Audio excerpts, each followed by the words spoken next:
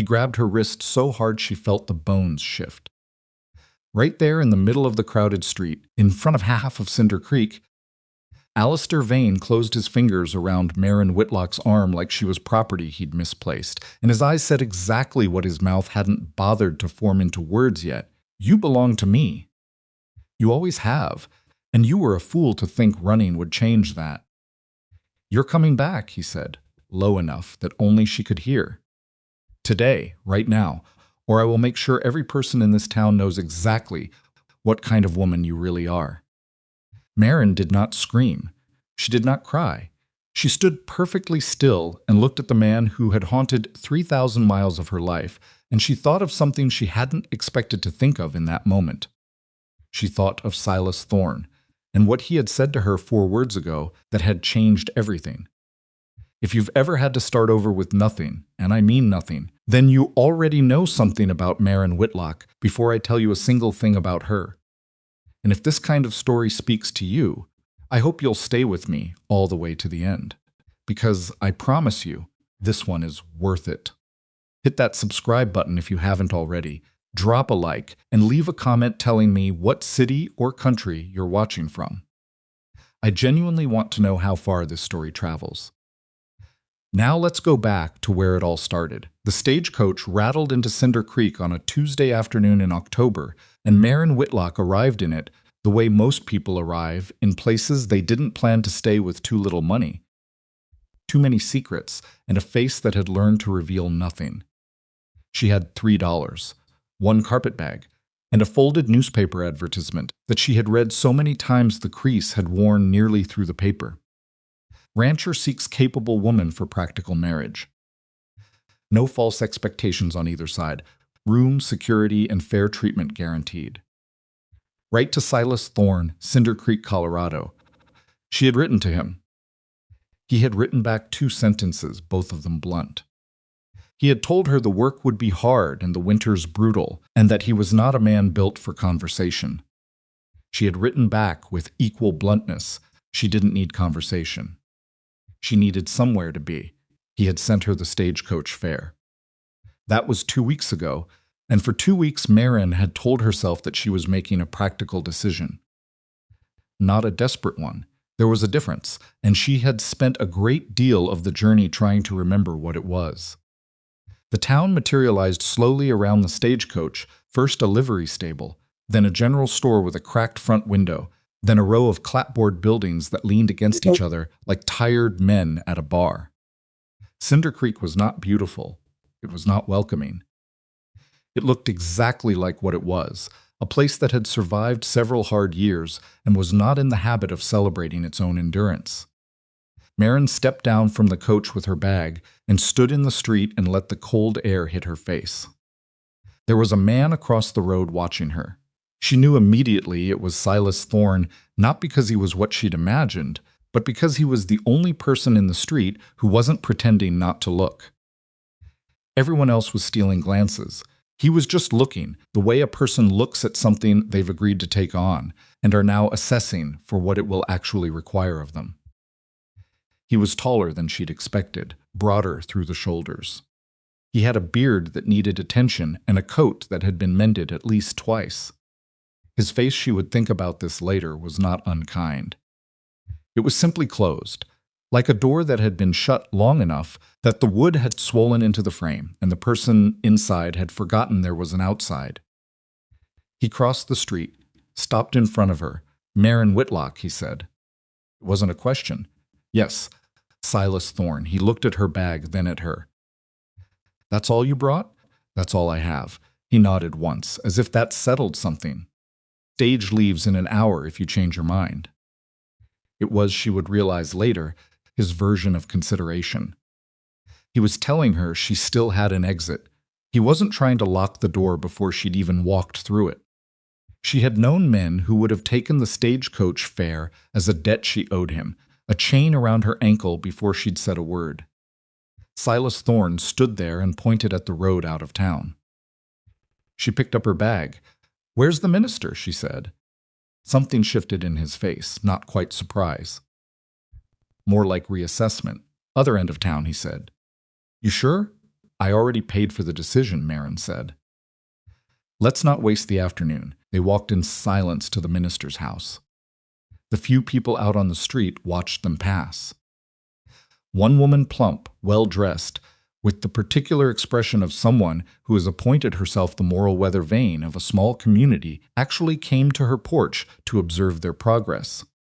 She crossed her arms and said nothing, but her silence was not neutral. Her silence was a verdict. Maren kept walking. The ceremony itself was brief to the point of being almost nothing. The minister, a thin man named Hatch, who smelled faintly of wood smoke and disapproval, performed his obligations with the enthusiasm of a man signing a document he didn't agree with, but couldn't legally refuse. His wife, the only witness, sat in the corner with her hands folded and her eyes carefully aimed at the window, as if watching this particular marriage being performed was something she'd prefer to do from a distance. Maren said her part. Silas said his. They did not look at each other during the vows, which struck her later as funny two people agreeing to share a life while staring at opposite walls. But the words were real words, and the agreement was a real agreement, and when it was over, they were married. And the door in Silas Thorne's face did not open, and Maren's hands did not shake. And outside in the street, Cinder Creek continued to observe its own opinion of the situation. "You hungry?" Silas said when they were outside again. "Yes," Maren said. "There's food at the ranch." They did not go to a restaurant. They did not celebrate. They climbed into his wagon, and he drove her out to the property without much in the way of additional conversation. And Maren sat beside him with her carpet bag on her knees and watched the landscape open up around them, vast and cold and indifferent, and told herself again that this was a practical decision. She almost believed it. The ranch house was not what she had hoped for, and it was exactly what she should have expected. The front room smelled of dust and something older than dust, something that accumulates in spaces where grief has lived too long. There was a stove, a table, 2 chairs, a window over the sink that looked out over nothing in particular. The walls were bare except for a single nail where a picture had once hung. She could see the shadow of the frame still pressed into the wood. There was a second bedroom. He showed her to it without comment. Clean blankets, a dresser with an empty top. "First wife's things are gone," Silas said from the doorway. "I cleared them out. You won't find any of it." She hadn't asked about the first wife. She wasn't sure yet whether that made her considerate or cowardly. "Thank you," she said. He nodded. "Supper's at 6. He made the meal himself that first night, salt pork and beans, and bread that was 2 days old but not yet bad. He put it on the table, and they sat across from each other and ate, and the silence between them was not comfortable, but it was not hostile either. It was the silence of two people who have agreed to something large and are now privately reckoning with the weight of it. After a while he said, "You can tell me what you're running from." "Or you don't have to." Maren put her fork down. "How do you know I'm running from something?" she said. He looked at her with those eyes that were not unkind, but were not easily fooled either. "Woman with $3 answers a newspaper advertisement and gets on a stagecoach to marry a man she's never met," he said. "She's either running from something or she's lost her mind." "You don't look crazy to me." She almost laughed. It surprised her, the almost. "I'll tell you," she said, "when it matters." He picked up his fork again. "Fair enough," he said, and that was the most they spoke that night. In the days that followed, Maren learned the shape of the ranch and the shape of the man who ran it. Silas Thorne was not cruel, he was not lazy, he was not the kind of man who believed his ease was more important than her dignity. He did not instruct her on how to be in a space she was equally entitled to. When she rearranged the kitchen, he said nothing.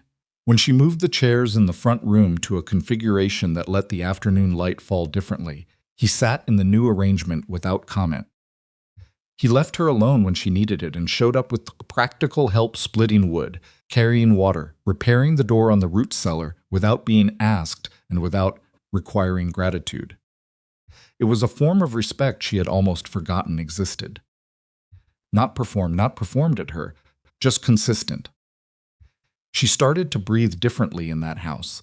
She didn't notice until she noticed, and then she noticed it every day. Cinder Creek, meanwhile, had decided to make its feelings known by degrees. The woman at the general store, her name was Beulah Greer, and she was efficient in commerce and ruthless in gossip, had a way of asking Maren questions that were not questions at all, but verdicts delivered in an interrogative key. "And where exactly did you say you came from, dear?" she'd ask, while counting change with theatrical slowness, and the deer was doing none of the work that deer is supposed to do. At church which Maren attended because absence would have been worse, the minister's wife kept her eyes on Maren the way someone watches a pot they expect to boil and ruin the stove. A rancher named Decker, who seemed to function as Cinder Creek's informal counsel of one, stopped Silas on the road one afternoon while Maren was beside him on the wagon. "Silas," Decker said, not looking at Maren. "People are talking." "People always are," Silas said. "This is different." "A woman like that. I'd be careful about the next word," Silas said. His voice hadn't changed temperature. It was the same flat, quiet voice he used for everything. But something underneath it had gone very still, the way a river goes still right before it drops. Decker looked at him. Then he looked at Maren for the first time. Then he clicked his horse forward without finishing the sentence. Silas said nothing else. He picked up the reins and drove. Maren looked at the side of his face. "You didn't have to do that," she said. "I know," he said. She looked at the road ahead. After a moment, she said, "Thank you." "You already said that. I'm saying it again." He didn't respond to that. But the set of his shoulders changed just slightly, in a way she was beginning to learn how to read. It was on a Thursday morning 3 weeks into the marriage, 7 days into the first real cold snap of the season, that Maren was in the yard breaking ice off the water trough when she heard a horse coming up the road. She heard it before she saw it, which gave her just enough time to feel the particular quality of the sound. Too fast, too deliberate, she turned. And every careful thing she had built in 3 weeks, every slow, tentative inch of ground she had claimed dropped out from under her feet. Alistair Vane pulled his horse to a stop at the fence line and looked down at her, and the expression on his face was the one she had seen 100 times in a different life. Satisfied. Patient in the way that predators are patient not because they feel no urgency, but because they have already decided the outcome. He was dressed well. He was always dressed well. He had the kind of money that was visible at all times without appearing to try. His hat was the wrong kind of hat for Colorado, too fine, too Eastern, too much like a costume, and somehow that made him more frightening, not less. He had come here without bothering to disguise himself as anything other than what he was. "Maren," he said pleasantly, "you look well. The air out here suits you." She did not move. She was still holding the handle of the metal tool she'd been using on the ice, and she was aware of that, aware of the weight of it in her hand, aware of the distance between herself and the house. "Alistair," she said. "I've come a long way," he said. He swung down off the horse as if she had invited him to. "I think we should have a conversation. We don't have anything to talk about." "That's not true." He opened the fence gate, opened it, walked through it, closed it behind him. All of this with the calm of a man entering a place he considered already his. "You left without resolving things properly. I've been patient." "I think I've been more than patient, actually. You need to leave this property," Maren said. "I need to do nothing of the sort." He was closer now. Not close enough to touch, but close enough that the distance was no longer a comfort. "You made a poor decision in a frightened moment. That's forgivable. What's not forgivable is making me come all this way to retrieve what was mine." The word retrieve landed on her skin like something cold. "I'm not yours," she said. "I was never yours. You were employed by me. You lived in my city. You were dependent on my generosity for..." Generosity. She said it back to him like a stone being returned. "Is that what you called it?" His expression didn't change. That was the thing about Alistair. The surface of him was always controlled. The danger was underneath. The danger was in the fact that his patience had a bottom, and she had felt what happened when you reached it. "Come back with me," he said. "We'll pretend this adventure never happened." We'll pretend. He glanced toward the house. This arrangement never existed. You'll be comfortable again. You won't have to. His eyes moved around the yard, taking in the ice and the cold and the roughness of all of it, do whatever this is. Maren looked at him. She had thought, in her darker moments on the stagecoach, about what she would do if he found her. She had thought she might panic. She had thought she might go cold. She had thought, once, at 2 a.m. somewhere in Kansas, that she might simply agree that the exhaustion of running might win over the dignity of refusing. She was surprised to discover, standing in the frozen yard of Silas Thorne's ranch, with a metal tool in her hand, and this man in front of her, that she was not panicking. She was not going cold. She was angry. Not the frightened kind of angry she'd felt before, the anger that immediately turns into apology. This was different. This was the anger of someone who has finally found a floor under their feet. "No," she said. Alistair looked at her the way you look at someone who has made a mistake that is going to cost them greatly. "Maren, get off this property." The voice behind her was not loud. It was not what you would call threatening in tone. But Alistair Vane turned toward it with the same involuntary attention you give to a sound that carries weight, and Maren turned to see Silas standing at the corner of the house. He had come out without her hearing him. He was wearing his coat and his hat, and his expression was the one she had learned to read as something needs to be addressed, not fury, not drama. Certainty, the kind that doesn't require volume to establish itself. Alistair looked at him with undisguised assessment. "A man measuring a threat. You must be the husband," Alistair said with a smile built for deception. She said, "No," Silas said, and she said, "Get off the property." "I'm saying the same thing. This is the only time we'll say it." 4 words. She said no. And then the 4 that clarified everything that mattered. This is the only time. Alistair looked between them. Something shifted in his face, not defeat. Not yet, something calculating, reorganizing. "All right," he said pleasantly. He turned back to Maren, and his voice dropped just enough that it was meant for her alone. "We'll talk again." He walked back through the gate, mounted his horse, and rode back up the road with the particular unhurried calm of a man who has simply decided to change his approach. Maren stood in the yard and watched him go. When she turned around, Silas was still standing at the corner of the house. He was watching the road too. "He's not done," Maren said. "No," Silas agreed. "He's going to make trouble." Silas looked at her then. And there was something in that look, not pity, not even reassurance exactly. More like the expression of a man who has been in hard situations before and understands that the first step is knowing clearly where you stand. "He can try," Silas said, and then he went back inside to start the supper. Maren stood alone in the yard for a long moment. The cold was enormous around her. The plains stretched in every direction. Somewhere out there, Alistair Vane was riding toward Cinder Creek with a plan she hadn't seen yet. And she was here with $3 to her name and a marriage built out of practicality and a husband who had just said 4 words in front of a man twice his social standing and not flinched once. She walked back inside. She did not know it, yet could not have known it, but everything from this moment forward would be a war. Quiet at first, then not quiet at all. Alistair would not simply leave. He would dig in.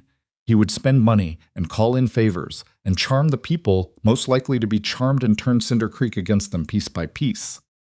But she also did not yet know what she was capable of. Neither did Silas. Neither, most importantly, did the man who had just ridden away so certain of the outcome. Some things have to be tested before you discover what they're made of. They were about to be tested. Alistair Vane did not stay at the inn on the edge of town the way a man passing through might.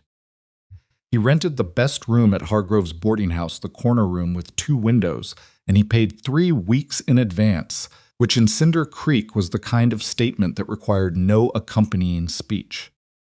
Money talked in small towns the way it talked everywhere, just louder, because there was less noise to compete with. Maren learned he was still there on a Friday morning when she went into town for flour, and the woman at the counter, not Beulah Greer this time, but her younger assistant, A girl named Patsy, who had not yet learned to disguise her curiosity, said, "That Eastern gentleman asked about you yesterday. The one at Hargrove's." And then Patsy seemed to realize she'd said something she shouldn't have and turned very busy with a bolt of fabric that didn't need attending to. Maren set her money on the counter and took her flour and walked back to the wagon without responding. She told Silas that evening. She had made a decision early on, maybe from the first night, maybe even before, sitting in that stagecoach with his letter in her coat pocket, that she was not going to manage information around him. She'd had enough of that in her old life. Men who kept things from her for her own good, men who made decisions about what she could handle knowing, men who confused control with protection. She was not going to become the same thing she'd resented by doing it to someone else. So she told him Alistair had asked about her in town. He was settled in. He was not leaving. Silas listened to all of it without interrupting, which was a thing she had already noticed about him. He was not a man who spoke before he'd finished thinking, which in her experience made him unusual enough to be remarked upon. "He's waiting for something," Silas said. "He's waiting for me to feel isolated enough to give in," Maren said. "That's what he does. He doesn't come at you directly. He makes the world smaller until there's nowhere comfortable left except the place he's offering." Silas looked at her across the table. "Has he done this before? To you or someone else?" "Me," she said. "And I suspect others. I was never the first of anything with Alistair." Pause. "How long did you work for him?" Silas asked. 14 months. She kept her voice level. "I was a bookkeeper in his factory offices. Good with numbers. He liked that about me until he wanted other things, and I wasn't interested in providing them. And by that point, I'd learned enough about how his business operated that leaving wasn't as simple as handing in my notice." Silas didn't say anything for a moment. "He threatened you," he said. "It wasn't a question," quietly, Maren said. "He's very good at quiet threats. Nothing you can point to. Nothing that sounds like what it is when you repeat it out loud." Silas put his fork down. He looked at the table, then at her. "He's not going to find that easy here," he said. "Quiet threats depend on people being afraid to disbelieve them. Cinder Creek isn't exactly full of people inclined to take a stranger's word over a neighbor's." Maren said carefully, "He has money. He's spending it. And I'm still a stranger here too, Silas." She watched him absorb that. "The truth of it. You're right," he said after a moment. "We'll have to fix that." He said it like it was a fence that needed mending, something practical that had been overlooked and now needed attention. She wasn't sure whether to find it endearing or maddening. She decided both simultaneously and left it there. The next 2 weeks proved her concern justified faster than she'd hoped. Alistair's approach became visible by its pattern. He began attending the same social functions that formed the connective tissue of Cinder Creek, the Saturday night's gatherings. At the community hall, the after-service conversations outside the minister's house, the informal discussions outside the feed store where ranchers gathered to complain about prices and weather and whoever was currently irritating them. He was charming in those settings, genuinely charming, not the performed version. He had the natural ease of a man who had always been wealthy enough that social acceptance had never required effort. And that effortlessness read to people who had always had to work for acceptance as a kind of authority. He bought drinks. He asked questions about people's operations with apparent interest. He complimented the town in ways that were specific enough to feel genuine. And then, with the same unhurried patience he'd shown in Maren's yard, he began planting. Maren first noticed it when Decker the rancher, who'd stopped their wagon that first week, came to the property line one morning with a look on his face that she'd learned to identify as a man who has been told. Something he's still trying to decide whether to believe. Silas went out to meet him. Maren watched from the kitchen window. She couldn't hear the whole conversation, but she caught the shape of it. Decker gesturing. Silas still. Decker pointing vaguely east toward the neighboring property, toward something beyond it. Silas saying something short. Decker not looking satisfied by it. When Silas came back inside, his jaw was set at an angle she hadn't seen before. What did he say? Maren asked. Alistair told him I was planning to buy up 3 of the surrounding properties and consolidate them into one holding. Told him I'd been corresponding with an Eastern investment group. That the goal was to drive out the smaller ranchers and turn the whole stretch into one commercial operation. Maren set down what she was holding. None of that is true, she said. All of it's false, Silas said. I don't have money for my own repairs, let alone property acquisition. He pulled his hat off and turned it in his hands. It was the most agitated she'd seen him. The problem is it's the kind of lie that's plausible enough that people don't immediately dismiss it. I'm not a talkative man. I don't explain myself. That makes it easy to write a story about me and have it stick. Maren looked at him. He's not really after you, she said. He's after me.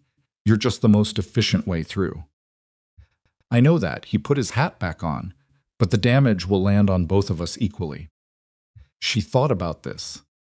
She thought about Alistair in his corner room at Hargrove's boarding house, paying 3 weeks in advance, asking about her, planting stories with the patience of someone who has all the time in the world because he's decided he's already won. He's going to escalate, she said. Yes, Silas said. When he does, we should be in town, in front of people. Not hiding out here waiting for it. Silas looked at her with an expression that wasn't quite surprise but was adjacent to it, as if he'd expected her to retreat and was recalibrating now that she hadn't.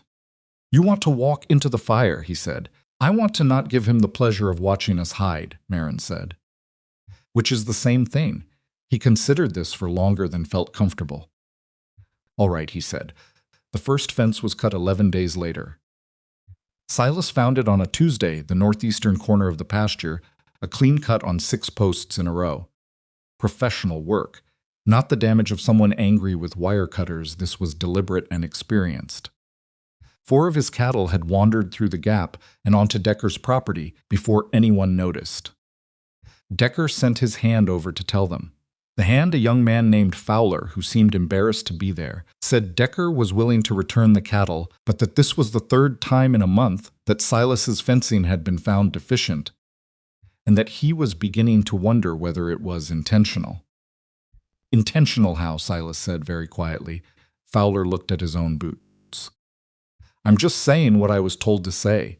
Tell Decker the cattle are appreciated, and I'll be over to collect them this afternoon. And tell him the fence was cut, not neglected. There's a difference. Fowler left.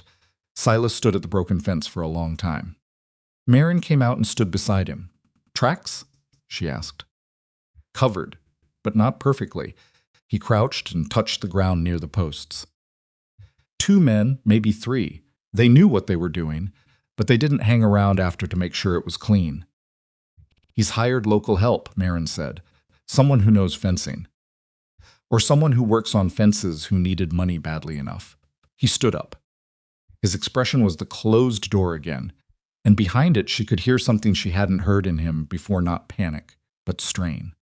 The sound of someone who has been holding a heavy thing for a long time and has just been handed more weight. Silas. She waited until he looked at her. We're not going to be able to fix this one piece at a time. I know. He'll keep going until we run out of... I know, Maren. It came out slightly harder than he intended, and they both felt it. He looked away after a moment. I know, I'm thinking. She gave him the silence. That was also something she'd learned about him, the thinking required room, and she'd gotten better at providing it rather than filling the space. That night, lying in her room on her side of the small house, she stared at the ceiling and thought about the string of it. The fence, the rumors about property acquisition, the stories Alistair had been circulating.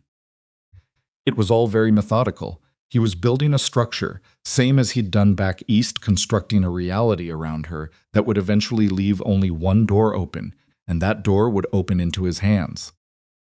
She had been naive enough once to walk through a door like that. She was not the same woman anymore. She was not entirely sure yet who she was becoming, but she was certain of what she was not. In the morning, she told Silas she wanted to go to the community gathering on Saturday night. He looked at her over his coffee. We weren't invited. It's a community gathering, Maren said. Invitations aren't required. That's the point of them. People are going to... I know what people are going to do, she said. I'd rather they do it to my face. Another long consideration. Another hat turned in hands. She was starting to understand that the hat was his, tell the thing his hands did when his mind was working. All right, he said.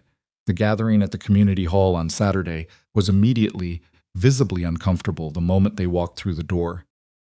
Not hostile, exactly. Cinder Creek was a place with too many winters behind it to waste energy on obvious cruelty.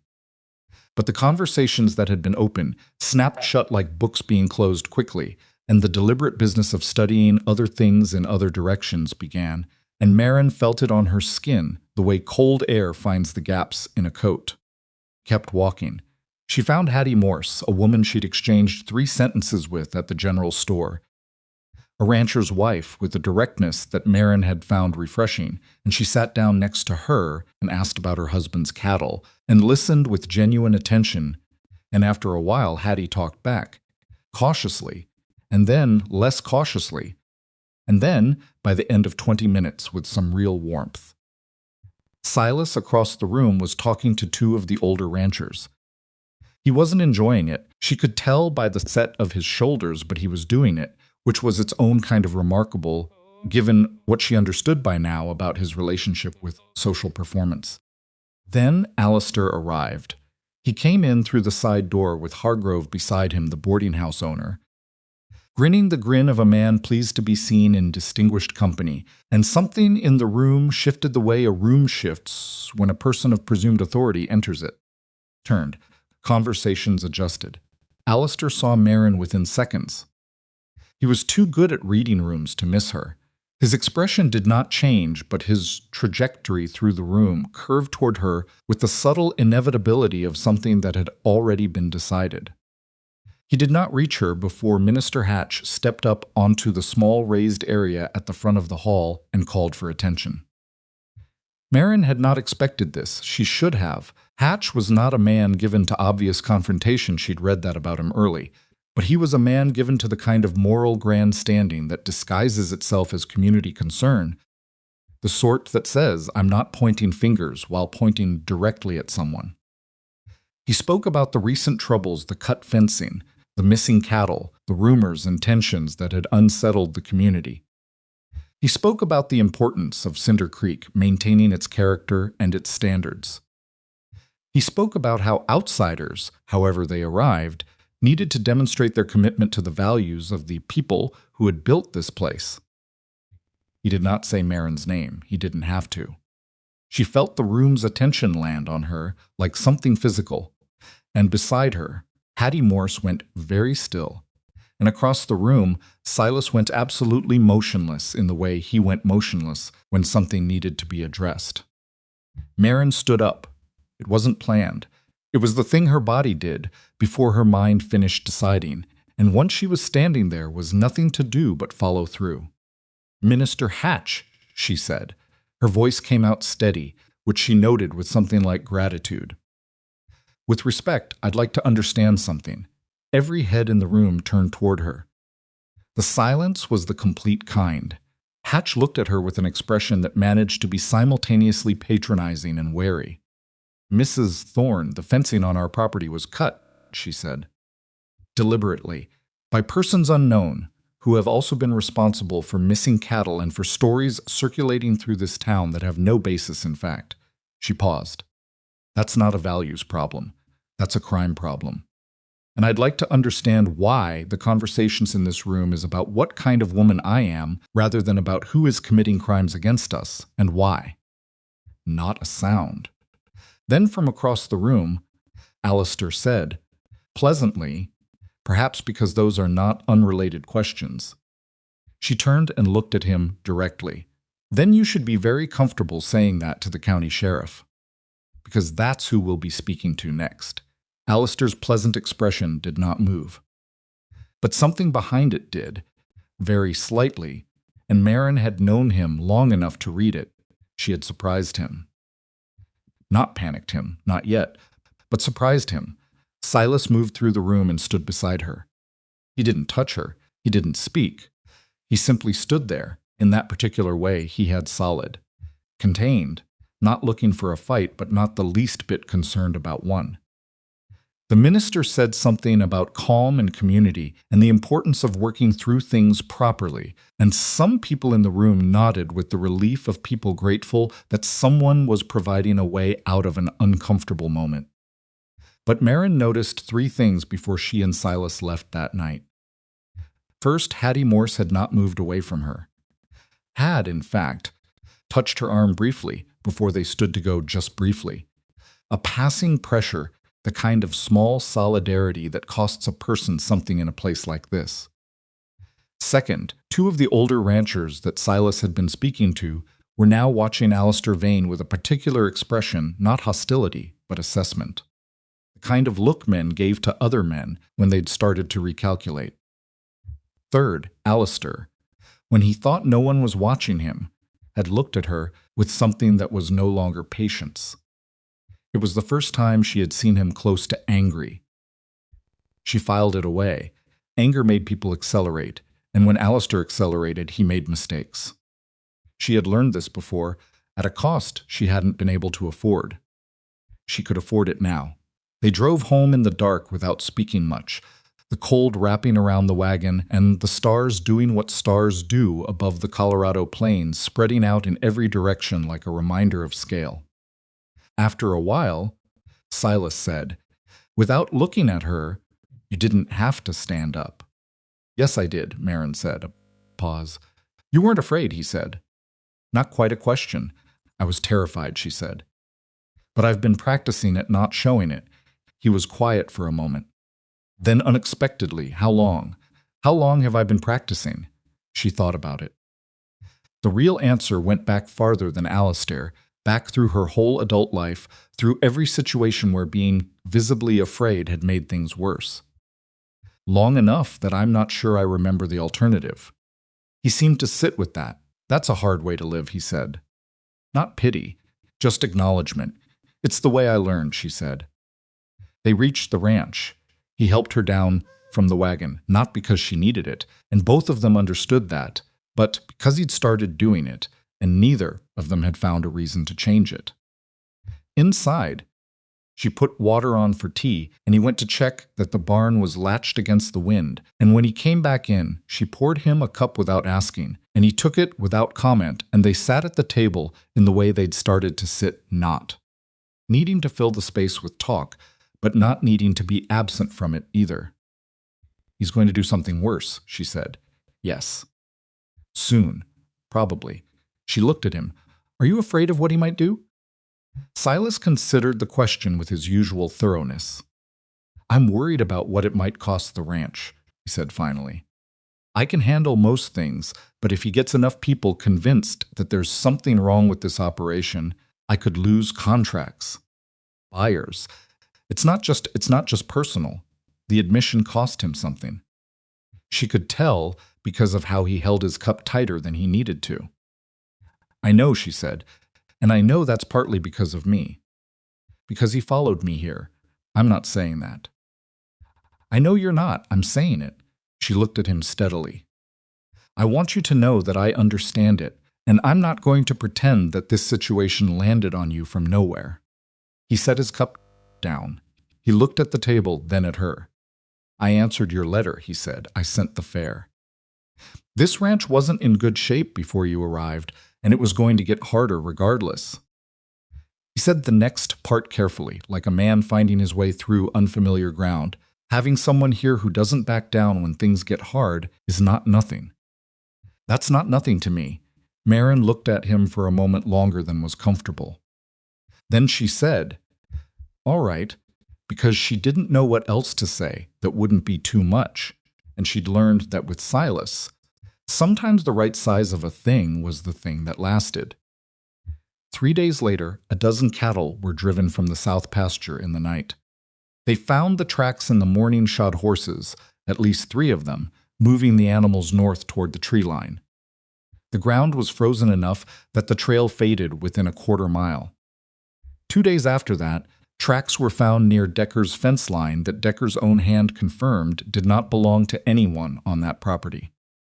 and then a man named Greaves who ran a small operation 2 miles east and who had been one of the more vocal skeptics of the Thorne Ranch's character, came over on a gray afternoon and stood at the fence and asked to speak to Silas.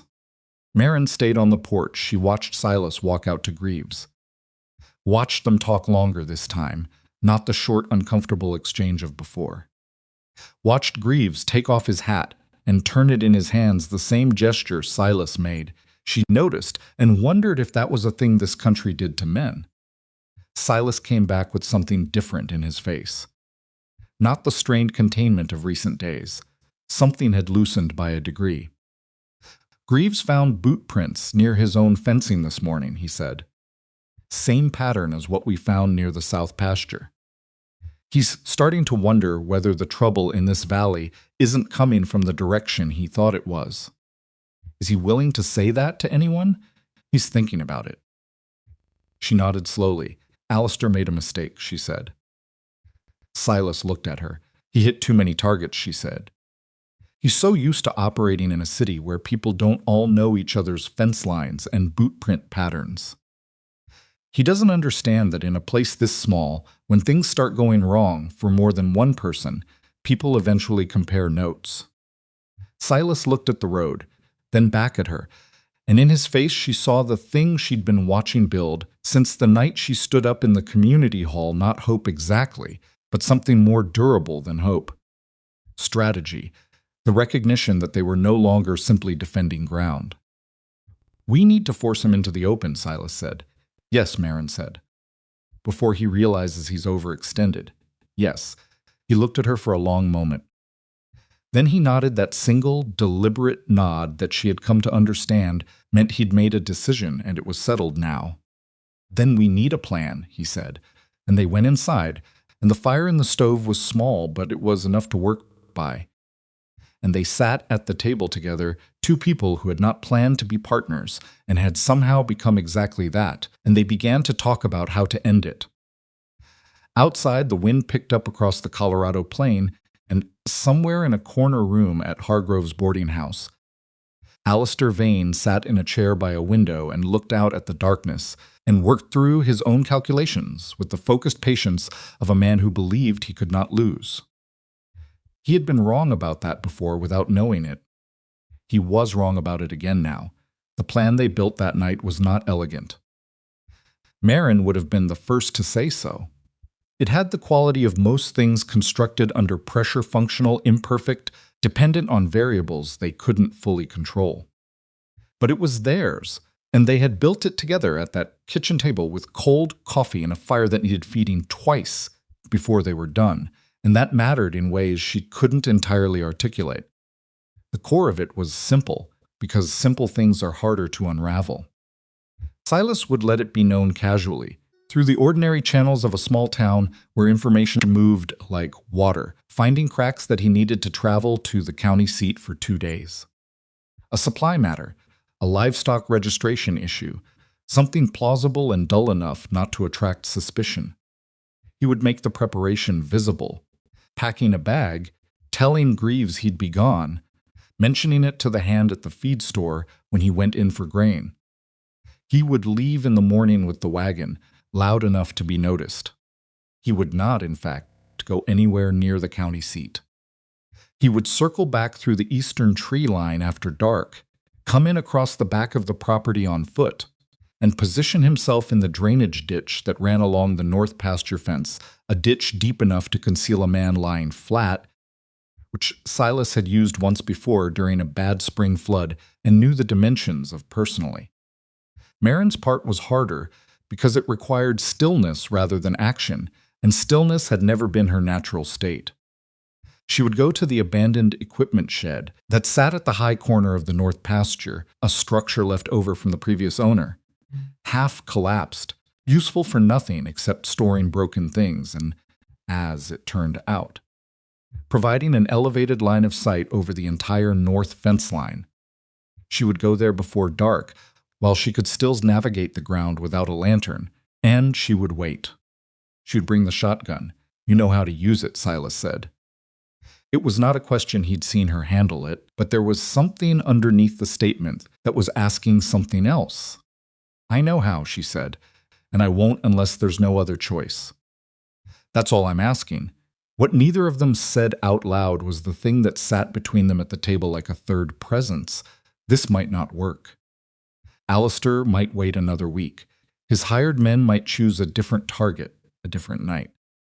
The weather might turn and make the whole pasture impassable.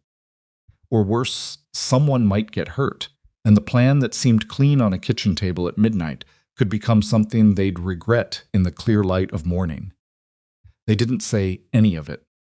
Not because they weren't thinking it Maren, at least, turned every possibility over twice, but because saying it wouldn't change it, and they both understood that sometimes you take a calculated risk and you live with the calculation. In the 4 days between the plan and the execution, Cinder Creek continued its slow deterioration. Decker came by again this time, not with accusation but with confusion, which Maren read as progress, since confusion meant his certainty was eroding. He'd found his own fencing disturbed near the eastern boundary, and the story about Silas's land acquisition scheme had started to develop the particular smell of something that had been handled too much, the way a lie gets when it's been passed through too many hands.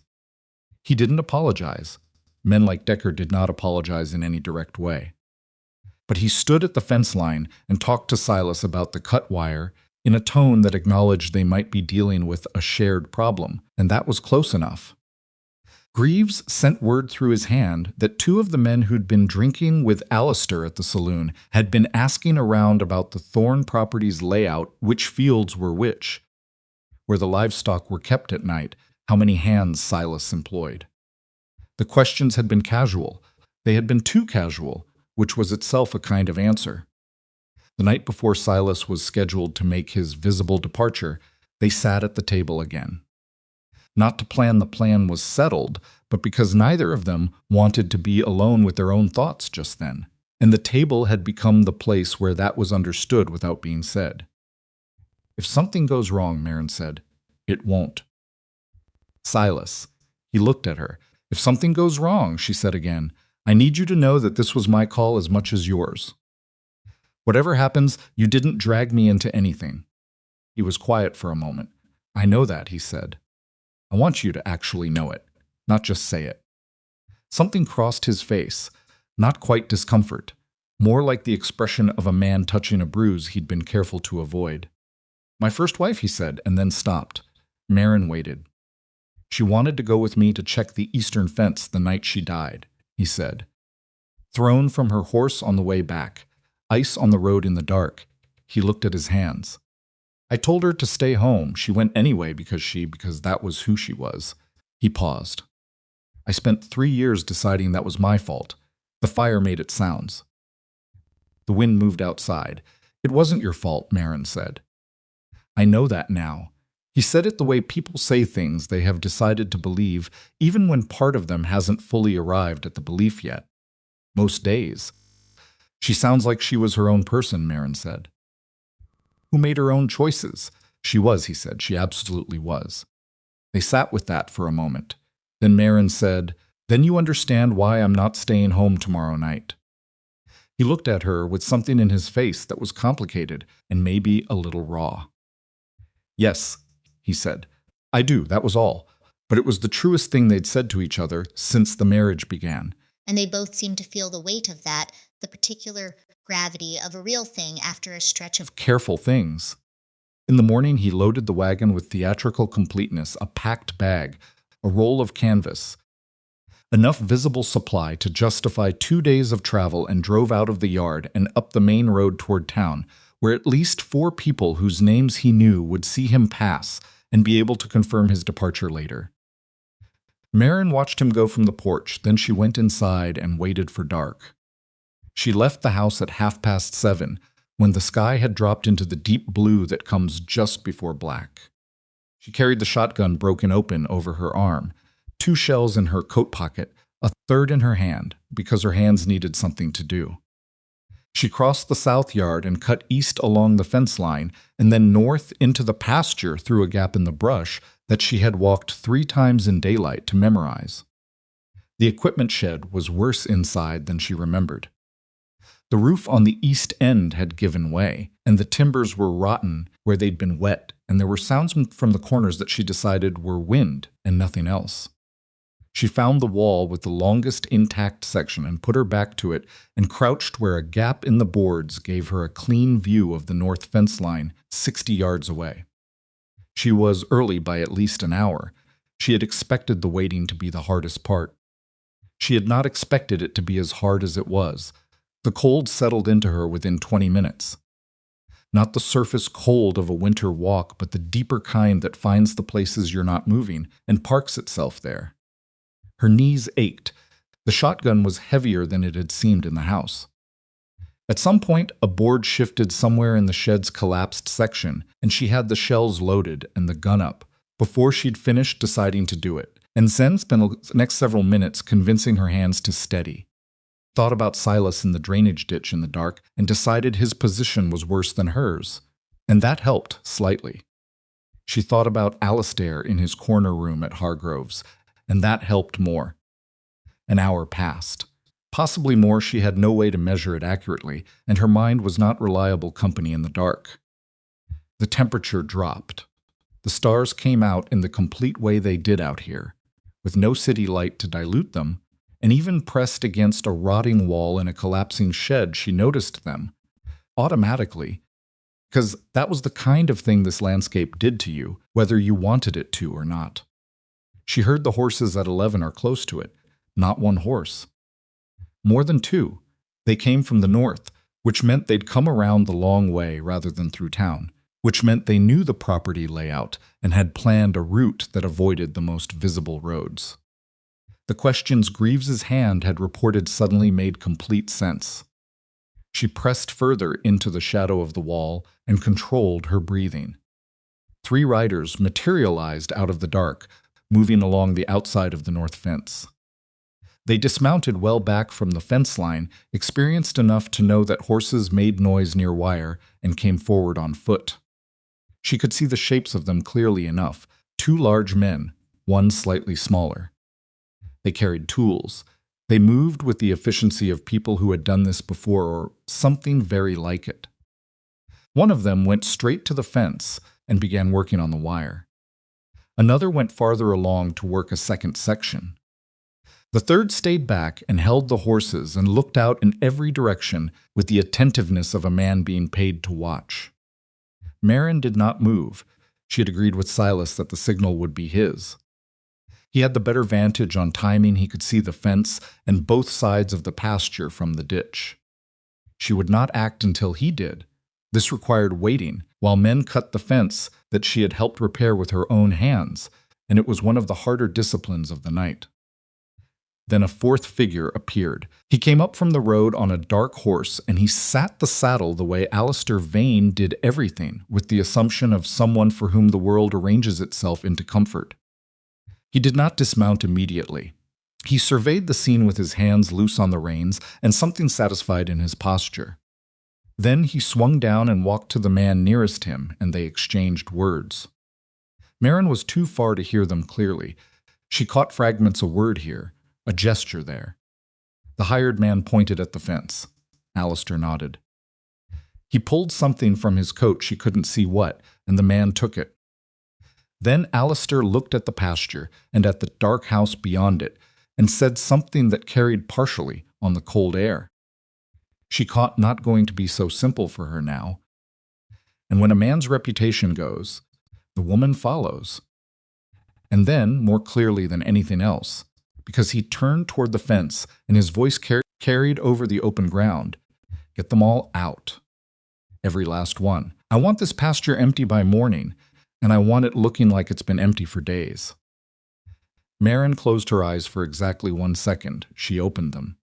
And Silas came up out of the drainage ditch. He rose from the dark like something the ground had decided to produce, and for a moment the hired men didn't register what they were seeing, because men do not expect to step out of ditches in the middle of the night. He had a rifle, and he held it the way he held most things, without drama, without performance, with the competence of someone for whom this is not a new situation. "Don't," he said. It was addressed to all three hired men simultaneously, and the voice that had always seemed quiet to Maren was something different, out here in the open dark deeper, more final, the kind of voice that arrives already past the point of warning. The two men at the fence went completely still. The third, with the horses, did not. He reached toward the saddle. Silas moved the rifle, just slightly. Your hand stays where it is, or we have a different conversation. The hand stayed. Alistair, to his credit or his damnation, recovered from surprise faster than most men would. He turned toward Silas, and his face moved through several expressions in quick succession recognition, calculation, the thin upper layer of composure that he defaulted to under pressure. "Thorne," he said, "you're supposed to be in." "I know where I'm supposed to be," Silas said. Maren came out of the shed. She moved through the gap in the boards and crossed the 60 yards to the fence line, at a pace that was not running. Running was for panic, and she was not panicking, but was not slow either. She had the shotgun at her side, and she held it the way Silas had shown her, easy and ready. Alistair saw her coming, and something in his face did a thing she had never seen it do before. Not anger, not the cold patience, something that was almost but not quite the beginning of understanding that this was not going to resolve the way he'd planned. She reached the fence and stepped through the cut section and stood on the open pasture ground and looked at him across the dark. The two hired men at the fence had not moved. The third still had his hand away from the saddle. Silas had the rifle in a position that communicated, without requiring any clarification, that the geometry of the situation was not favorable to sudden movements. Maren. Alistair said her name the way he always said it, as if the pronunciation of it constituted a claim. "This is you've made your point. You're not." "He admitted to all of it," she said to Silas. She had heard enough. Just now. Out loud. "I heard it," Silas said. Alistair's jaw tightened. "That's not admissible as." "We're not in your city," Maren said. "We're not in your courtroom. We're not in any building where your money decides what counts as evidence." She took 2 steps closer. She had rehearsed nothing. The words came from somewhere that had been accumulating them for 14 months in a factory bookkeeping office and 3,000 miles of running. You cut the fencing. You drove the cattle. You told Decker that Silas was planning to buy out his neighbors. You have been paying men to destroy this property because I married someone who treats me like a person, and that is an outcome you cannot tolerate. And you did it all. Because the only power you have ever actually had over me was the power I gave you when I believed I had none. She stopped. She was close enough now to see his face fully in the dark, and what she saw there was not remorse and was not defeat, not yet, but the face of a man who is hearing something he's been avoiding, something that is more uncomfortable than he expected. "I don't believe that anymore." Alistair was quiet for a moment. Then something changed in him, not the surface, never the surface, but underneath it. The recalculation she'd learned to fear. His hand moved toward his belt. The crack of Silas's rifle split the night like a door being slammed in a silent house. The shot hit the frozen ground 6 inches from Alistair's boot. Nobody moved. Alistair's hand stopped. "The next one isn't a question," Silas said. His voice had not changed temperature. He might have been discussing something administrative. Alistair lowered his hand, and in the lowering of it, in that particular moment, when a man accepts that the situation has become one, he cannot manage the thing that Maren had been watching, for finally arrived on his face. He was genuinely angry now, not the controlled strategic anger he deployed as a tool. The real kind, the kind that surfaces when someone accustomed to winning is forced to confront, in front of witnesses, that they are not. "You think this is finished," he said. His voice was still even, but the evenness was costing him something. "I think it's decided," Maren said. "I have lawyers. I have connections that reach into—" "Then you'll need them," she said, "because what you've just said out loud in front of witnesses is going to be very interesting to the county sheriff in the morning." The man near the horses, the one who'd started to reach for the saddle, suddenly found his voice. "What witnesses?" he said, with the belligerence of a man who has been afraid and is now converting it to aggression. "It's your word against. Against 3 men whose names I don't know yet, but whose descriptions I have memorized, Maren said without looking at him. Against boot prints that match the ones found near 2 neighboring properties. Against a pattern of incidents that starts the day this man, she indicated Alistair, without the respect of looking at him, arrived in Cinder Creek. The hired man went quiet. The second man, who had been crouching by the fence post, slowly stood up and stepped back from the wire. He looked at Alistair with an expression that was shifting from servitude to calculation. He told us it was a land dispute, this man said.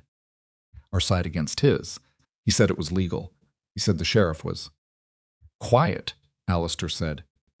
He said you were paid up. The man continued. Now, with heat. Now, with the particular fury of someone who has realized he's been deceived into risk. He said there was another 200 when the job was done. I said quiet, Alistair said sharply. Where's the rest of the money? It was not a question. Because if this goes to the sheriff, I am not. You'll get what I promised, Alistair said. When? The first man said, from the horses. Because it seems like the deal you described and the deal we're currently standing inside are 2 different things. And there it was. The thing that Maren had understood about Alistair from 14 months of watching him operate his factory. He was a man who hired loyalty and therefore did not have any. Every person in his employ was there for money, and money was conditional, and conditional things collapse the moment the condition becomes uncertain. The hired men had taken his payment in exchange for assuming the risk. The risk had just multiplied considerably, and the second payment was now very clearly not guaranteed. Alistair looked at his 3 hired men and understood what Maren had understood seconds before him. He was standing in a field at midnight with a rifle pointed at him, 2 witnesses he hadn't accounted for, and 3 men who were in the process of deciding that the remainder of their payment was not worth the addition of their names to a sheriff's report. His conspiracy was not collapsing. It had already collapsed. He was just receiving the news in real time. Silas kept the rifle where it was and said, "The 3 of you can go. Leave the tools. Leave the property. Whatever he told you about what he owed you, that's between you and him. And I'd think carefully about what you want to put your name to if I were you." The man nearest the fence looked at Alistair. Alistair said nothing. The man dropped his wire cutters and walked to his horse and mounted and was gone before the sound of the hooves had time to settle. The second followed within half a minute. The third, the one near the horses, looked at Alistair for slightly longer, with the specific expression of a man deciding whether to say something he would regret, and then thought better of it and rode. And then it was just the 3 of them, Alistair's, Maren, and Silas, on a frozen pasture in the middle of the Colorado night. Alistair looked at Maren. The pleasant exterior was not entirely gone. It was too deeply ingrained, too much a part of his architecture to simply fall off, but it was strained at the seams now. What showed through was something she had seen only occasionally, and always at the moments when she was most at risk, the man underneath the charm. The one who had decided long ago that people were resources and their resistance was a problem to be solved. "You've made an enemy," he said. "You were already my enemy," Maren said. "You were my enemy when you decided that my employment entitled you to the rest of me. You were my enemy when you made it dangerous for me to leave, and when you followed me here, and when you started hurting a man who had nothing to do with you in order to get to me." She took a breath. "The only thing that's different now is that you know I know it." He looked at her for a long moment. Then he looked at Silas. The look he gave Silas was different. It had in it the particular contempt that a certain kind of man reserves for the man he's failed to intimidate, a contempt that is mostly self-directed and comes out sideways. "She's going to be a problem," Alistair said, as if Silas might agree with this assessment. Silas said, "She's going to be everything you couldn't handle." That's the difference. He lowered the rifle slightly, not all the way, but enough to indicate that the immediate crisis had passed while the situation remained very much unsettled. "Now you're going to get on your horse and ride back to Hargrove's, and in the morning you're going to settle your bill and leave Cinder Creek. And if I see your face on this property again, We won't have a conversation first.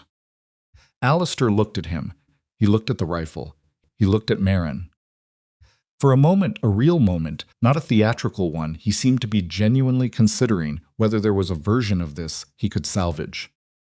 She could see the machinery of it working behind his eyes, the same machinery she'd watched process situations in his factory office while she sat across the desk with a ledger in her hands and understood, slowly, and then all at once, what she had walked into. He found nothing to salvage. She could see the exact moment he stopped looking. He went to his horse.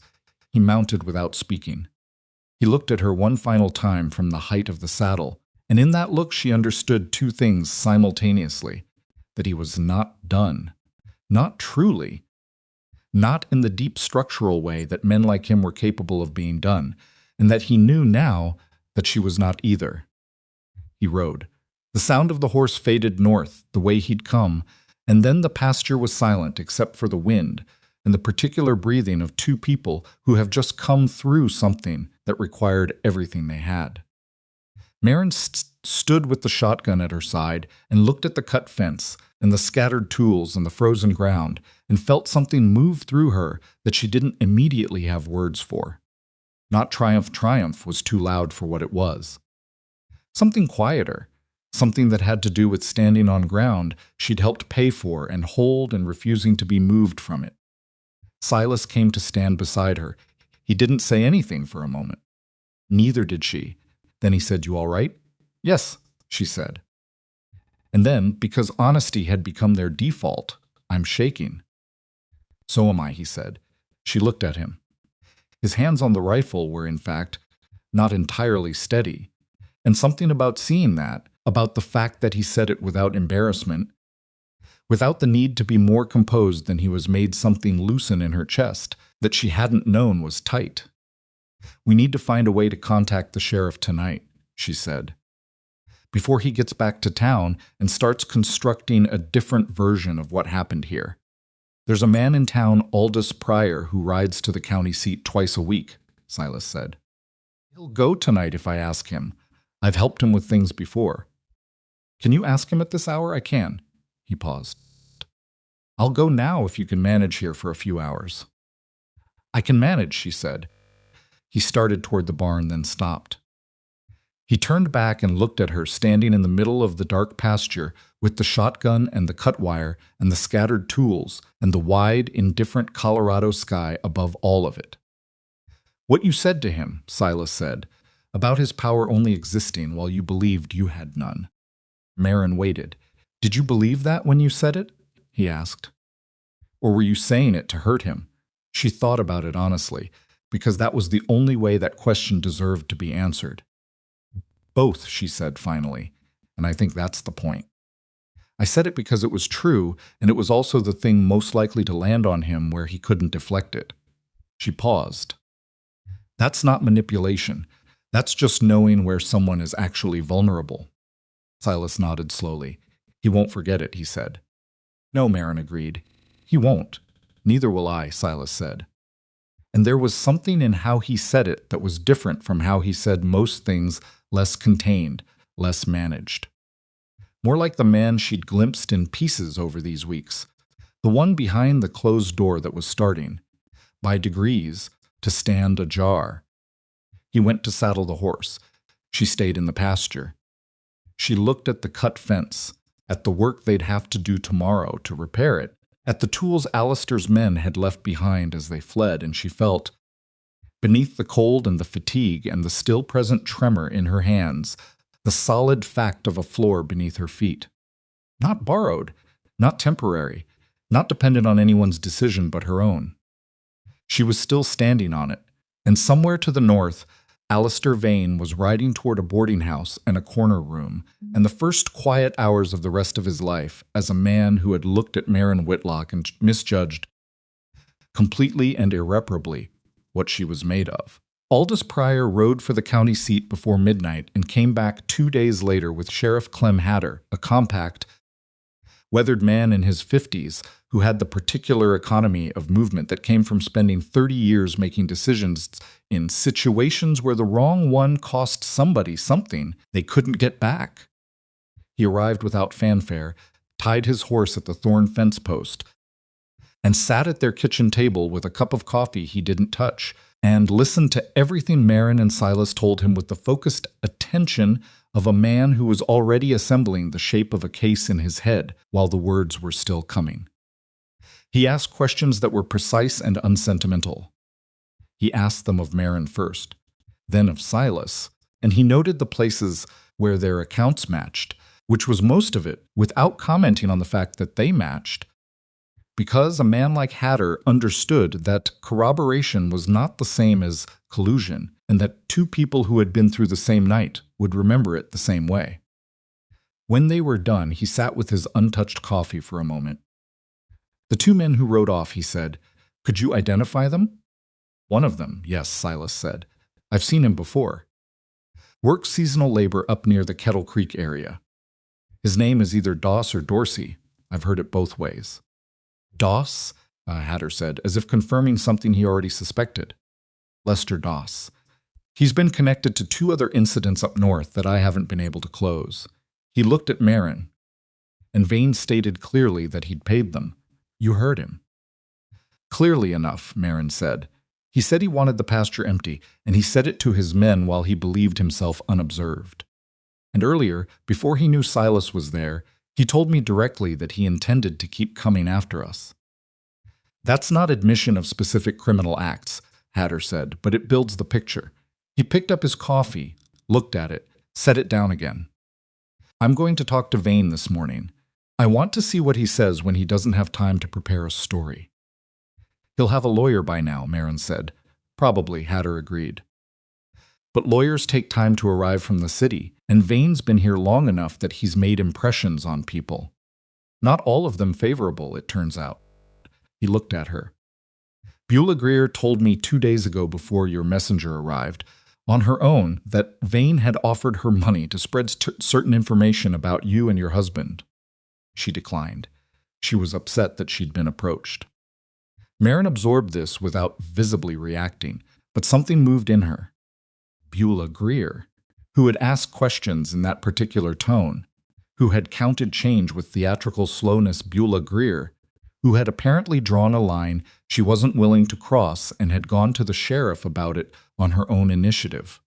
People were more complicated than the stories you built about them.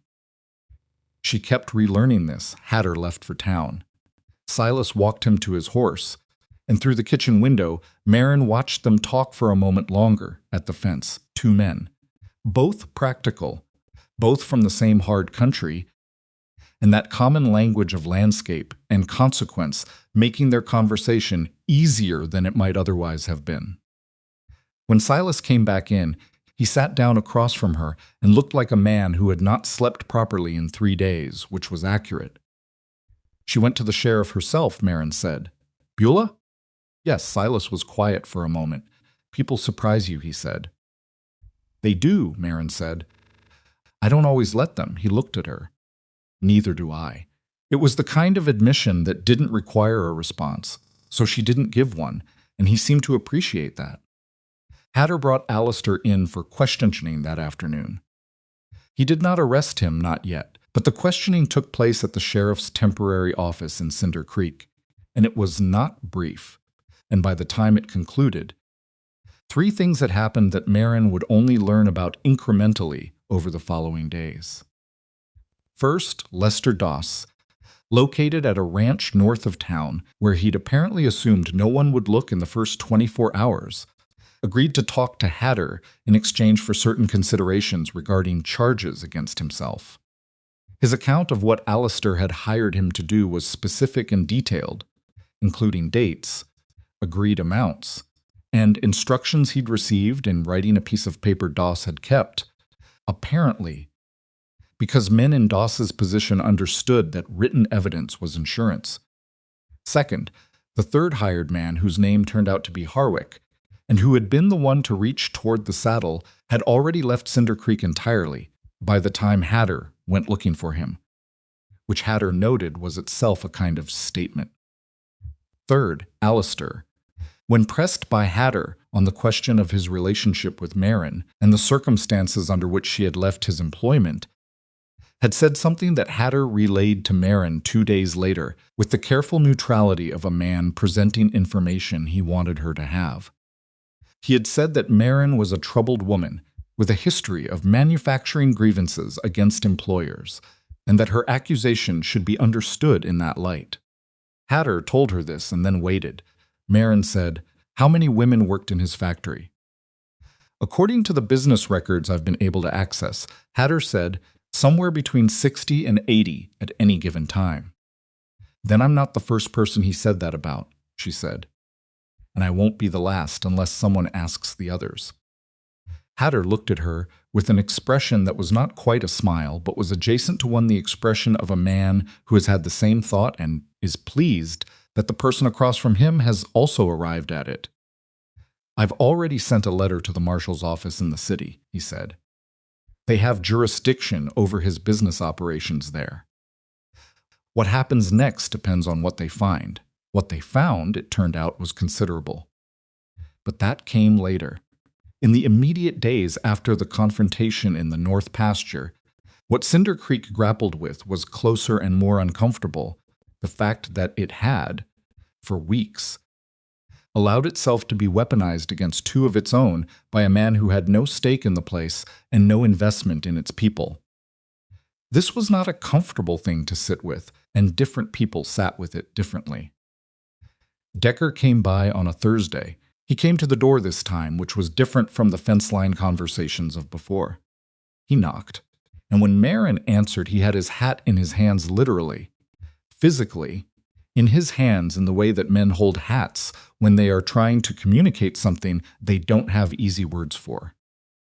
"Mrs. Thorne," he said. "Mr. Decker," she said. A pause. "I was told things," he said, "about the property situation, about your husband's intentions. I acted on those things without confirming them." Maren waited. "That was wrong of me," Decker said. The words cost him something visible.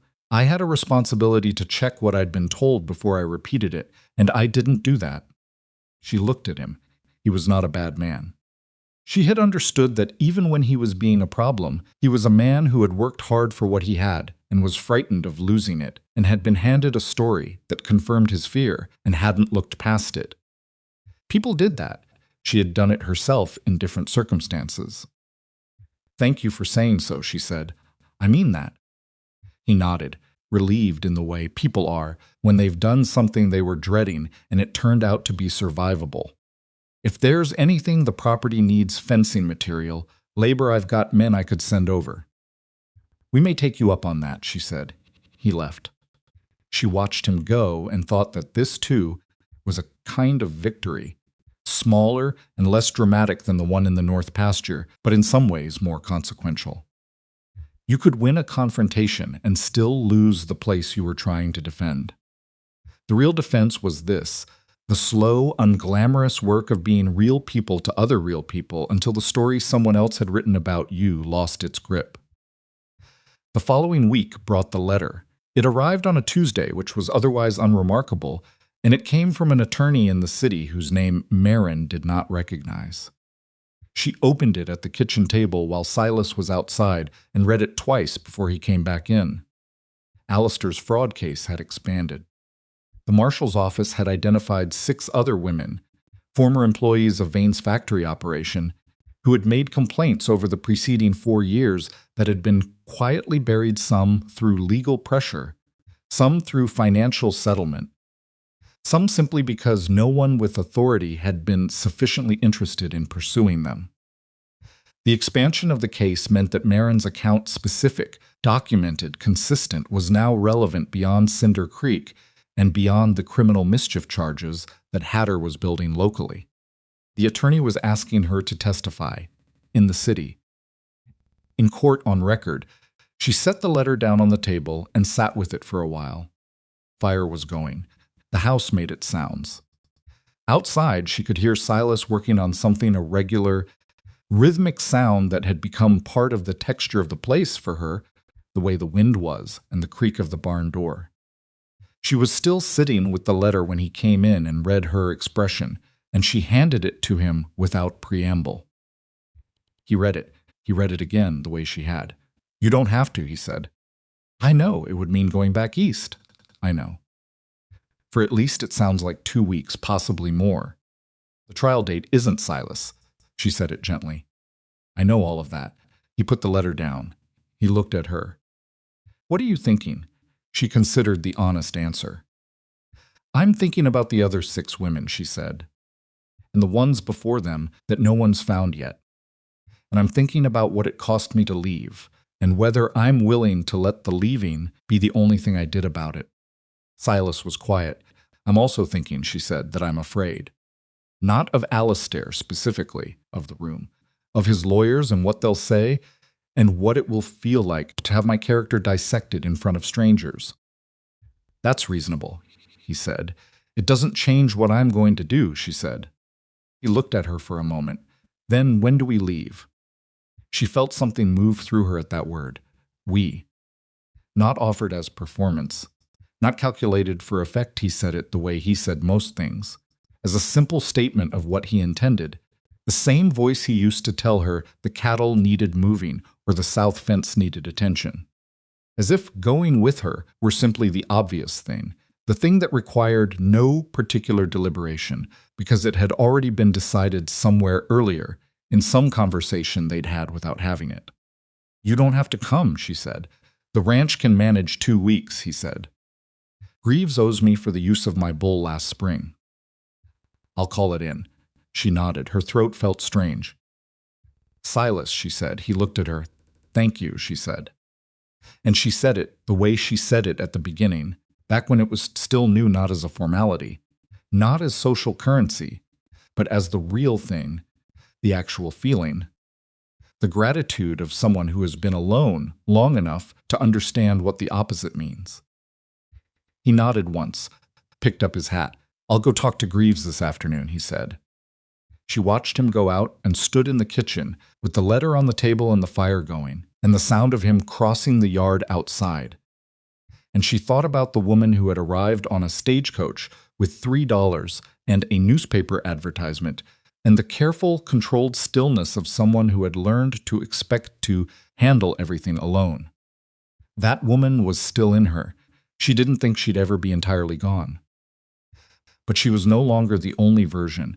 They left for the city on a Thursday, 8 days after the letter arrived. Hatter drove them to the rail junction himself, which was not required of him, and which he did without making much of it. He shook Silas's hand at the platform and told him the local case against Alistair was solid and moving forward. He shook Maren's hand and said, "You conducted yourself well throughout all of this, Mrs. Thorne, and for a man of his particular economy with words, this was the equivalent of a speech. The train was loud and smelled of coal, and other people's meals in the upholstered seats had seen better decades. Silas sat beside her and did not fill the journey with talk, which she was grateful for. She watched the landscape change through the window, the plains giving way to the broken terrain of the foothills, then flattening again, then thickening with the particular humidity of places that had more rainfall and more people and more of the kind of close pressing pressure that she had grown up inside and had not realized was a pressure till she'd felt its absence. She slept for part of it, which surprised her. She woke up to find that Silas had shifted position slightly, so that her shoulder, which had listed against his in sleep, was supported rather than corrected. He was reading a livestock almanac, or appearing to read it. She was not certain. He hadn't simply picked it up as a reason not to look like he was watching over her, and he said nothing about the sleeping, which she appreciated. The city arrived the way cities do when you've been away from them. Too much at once, too loud, too layered. The attorney met them at the station. A man named Colebrook, middle-aged, precise in his dress, with the manner of someone who believed in the legal process as a mechanism, but harbored no particular illusions about its consistency.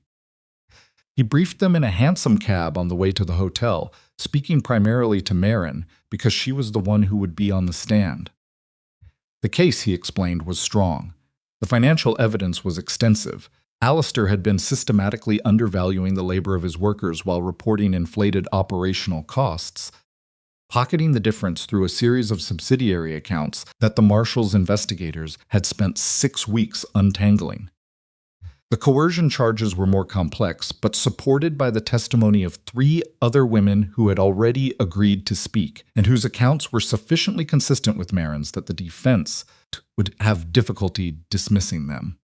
Individually, without the dismissal of each one, undermining the credibility of their position. His attorney, Colebrook said, is a man named Ferris. He is skilled, and he will attempt to reframe your departure from Vane's employment as opportunistic. He will suggest that your marriage, the speed of it, the circumstances indicates a pattern of behavior rather than a response to legitimate threat. Maren listened to this without visible reaction. He'll call me dishonest, she said. He'll suggest instability, Colebrook said with the delicacy of a man delivering a diagnosis. And he will use the contract marriage circumstances to imply that you have a history of transactional relationships. Silas, who had been looking out the cab window, turned his head at this. She answered an advertisement, Silas said. I placed it. I was a widower who needed help running a ranch, and she needed a stable situation. That's a practical arrangement, not a character flaw. Half the marriages in the territories started the same way. Colebrook looked at him. I agree, he said, but I want Mrs. Thorne to be prepared to hear it said, in a way designed to sound otherwise. I'm prepared, Maren said. She wasn't entirely. But preparation and courage were not always the same thing, and she had stopped expecting to feel ready before walking into difficult rooms.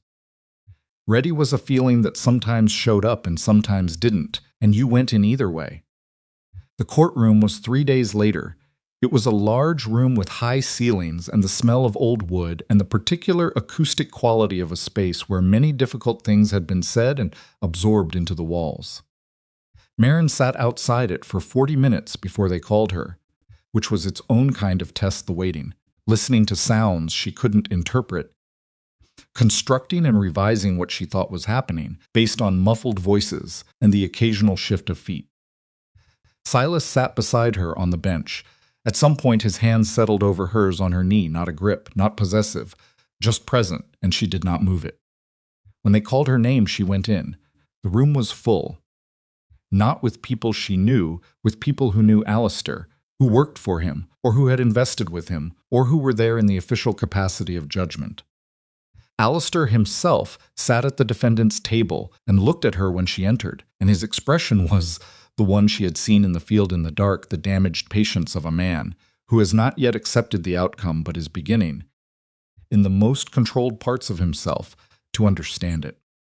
She took her place and was sworn in and looked at Colebrook when he rose to begin and kept her breathing even and her hands still in her lap.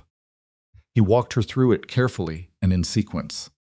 The employment, the nature of the work, the shift in Alistair's behavior toward her, the specific incidents she could name and date, the threats not the theatrical kind, but the practical ones, the ones about what would happen to her references, her ability to find other work, what stories he would tell, and the period of time during which she had understood that the employment had become a trap and had begun the careful process of documenting what she needed to document before she left. She had kept records. She had known, even then, that her word alone would not be enough, and she had kept careful notes in a small book that she had carried out of the city inside the lining of her carpet bag. She had given that book to Colebrook 2 days ago, and when he entered it into evidence, she saw Alistair's attorney, Ferris, write something on his notepad with a slightly harder pressure than he'd been using before. Then Ferris stood up. He was a tall man with a composed face that had the professional blankness of someone who argued positions for money rather than conviction and was good enough at the work that it didn't keep him awake. He approached her with the courteous manner of a surgeon and asked his questions in the same tone throughout, regardless of the content. He asked about the marriage, about the advertisement, about the $3 he had done his research, and whether a woman in her financial situation might have motivations for making accusations against a wealthy man that had nothing to do with the truth. Maren answered each question directly and without elaboration. Colebrook had coached her on this. The instinct was to explain, to justify, to fill the silence with context, and that instinct was exactly what experienced defense attorneys relied on. Answered what was asked. She did not apologize for the answers. Then Ferris said, "Mrs. Thorne, isn't it true that you left Mr. Vane's employment without notice, without completing obligations owed under your employment contract, and that you took certain records with you that were the property of the company?" Maren said, "I left without notice because giving notice would have given Mr.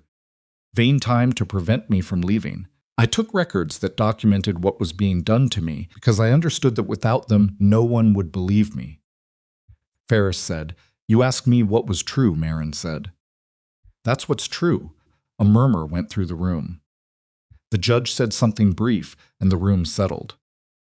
Ferris regrouped. He returned to the marriage, to the circumstances of it, and asked, in the pleasantly devastating tone he'd been using all along, whether it was not somewhat remarkable that a woman fleeing a difficult situation would immediately enter into a marriage arrangement with a complete stranger. Maren looked at him. She thought of Silas behind her in the gallery. She had not looked, but she knew exactly where he was sitting, in the third row on the left, because she had watched him sit down and she had not forgotten. "What I found remarkable," she said, "was that when I needed somewhere to be, there was a man willing to offer room, fair treatment, and the dignity of making my own decisions. That's not desperation. That's what an honest arrangement looks like." She paused. "I've seen the dishonest kind. I'm sitting across from evidence of it." Ferris did not respond to that immediately. Someone in the gallery made a small sound, not laughter, something less definable, the sound a room makes when something true lands in it. Ferris concluded his examination shortly after. There was redirect from Colebrook, and then it was done. And Maren stepped down and walked back through the room and out the door and stood in the hallway and leaned against the wall and let the shaking come. Because it had been waiting the whole time, and now there was nowhere left for it to go. Silas was through the door within 30 seconds. He didn't ask how she was. He stood near her with the particular quality of presence she had come to rely on, not hovering, not demanding, just there, steady and real. The way the ground is real when you've been afraid you might lose your footing. After a while, she said, "I said what I needed to say." "You did," he said. "I don't know if it will be enough." "Colebrook thinks it will," Silas said. "I heard him tell the other attorney in the hall before I came out." She looked at him. "You were listening in the hall?" "I was standing in the hall," he said. They were talking, a pause. Loudly. She almost laughed. She did a little, which surprised her in the same way the almost law at the kitchen table in the first week had surprised her the discovery of a thing she thought she'd stored away being available after all. They stayed in the city 4 more days, during which 2 of the other women testified, and the financial evidence was presented in detail by a marshal's investigator who read numbers from ledgers for 3 hours in a voice so devoid of inflection that it somehow made the scale of the fraud. Worse rather than better, the flat delivery of a man saying, "This is simply what happened," giving it a weight that outrage might not have. Alistair's attorney argued. He was skilled and he used everything he had. But the evidence was a structure with too many load-bearing points to bring down by attacking any single one, and by the time both sides had finished, the room had the particular quality of a room that has already made up its mind and is waiting for the mechanism of its decision to finish running. On the 4th day they reached the verdict. Maren sat in the gallery this time. She had already testified and was no longer required at the table, and she watched the jury file in with the faces that juries have when they have reached a decision, the particular blankness of people who have finished with uncertainty and are now in the final formal business of it. She felt Silas's shoulder against hers. The foreman read the verdict in the flat, careful voice that the occasion required. "Guilty." on the fraud charges, on the coercion charges, on 2 of the 3 charges related to Cinder Creek. Maren looked at the table where Alistair sat. He did not look at her. He had been very careful throughout the proceedings not to look at her in the way he'd looked at her before, the look that said, "You are property I've misplaced." What he did instead was look at his lawyer, at the judge, at the middle distance of a man receiving information he had not believed, in some remaining chamber of his certainty that he would actually receive. His carefully constructed reputation had not protected him. His money had not been enough. The network of favorable impressions and strategic relationships that had always previously been sufficient insulation had not held against the accumulated weight of what he'd done to people he'd believed had no recourse. He had believed that about Maren. He had been 14 months of her life wrong about that. She did not feel what she had expected to feel, which she'd anticipated as triumph or relief or something large and definitive. What she felt was smaller and more durable than any of that. It was the feeling of a stone being lifted, not a dramatic lifting, not sudden, but the simple and physical fact of weight no longer present. Outside the courthouse, the air was cold, and the city was loud around them in its ordinary way, and Colebrook shook her hand and said several things she would only partially remember later, and then it was over. And it was just her and Silas on the steps with the noise of the city around them. "Ready to go home?" he said. The word arrived differently than it would have on the stagecoach, differently than it would have that first night in the ranch house with the bare walls and the nail where a picture had been. "Yes," she said, "I am." They did not leave that night. The train wasn't until morning. They ate at a place near the hotel that was too expensive and too loud, and the food was adequate rather than good, and they sat across from each other in the way they sat at their own kitchen table, with the comfort of people who have discovered that silence between them is not a problem to be solved. At some point, Silas said, "I want to tell you something." She looked at him. "I came here because you needed me to," he said. "And I'd do it again, and I'd do it without thinking twice. But I want you to know that it wasn't a duty. It wasn't what a husband is supposed to do." He struggled with the next part, and she let him struggle, because this was the kind of thing that shouldn't be made easy. "What I said to you before we left, about the first wife. About the guilt. Yes," she said, "being here the past months. Watching you manage what you've managed." He looked at the table for a moment. "I stopped at some point. I stopped feeling like I was still in that other story. The one where everything ended on an icy road." He looked at her. "I don't know exactly when it happened." Maren looked at him across the table in the too loud restaurant with the adequate food, this man who had put a newspaper advertisement in a paper because he needed help and she had needed somewhere to be. This man who had said she said no in a frozen yard without raising his voice, who had risen from a ditch in the dark without drama, who had sat beside her on a courthouse bench with his hand over hers and said nothing because nothing was exactly right. "I think it happened gradually," she said, "and then all at once." He nodded slowly, as if she'd confirmed something. "That's a fair description," he said. The restaurant was loud around them, and the city was outside doing what cities did, and in the morning they would get on a train, and in 2 days they would be back in Cinder Creek with its cold plains and its complicated community and its bear.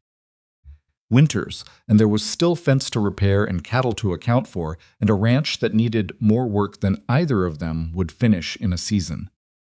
But none of that was the shape of the thing that sat between them at the table. The shape of the thing was something else unfinished still, imperfect, certainly, built out of practicality and necessity, and 2 people who had not intended to become what they were becoming, and had become it anyway. The way most real things happen. Not planned, not performed, but arrived at through the accumulation of ordinary difficult days, and the decision, made quietly and repeatedly, to keep showing up. Maren picked up her coffee cup. "Thank you," she said. For all of it, Silas looked at her with the expression she had learned to read as the open door, the one that had been swollen shut when she arrived and had been standing wider by degrees ever since.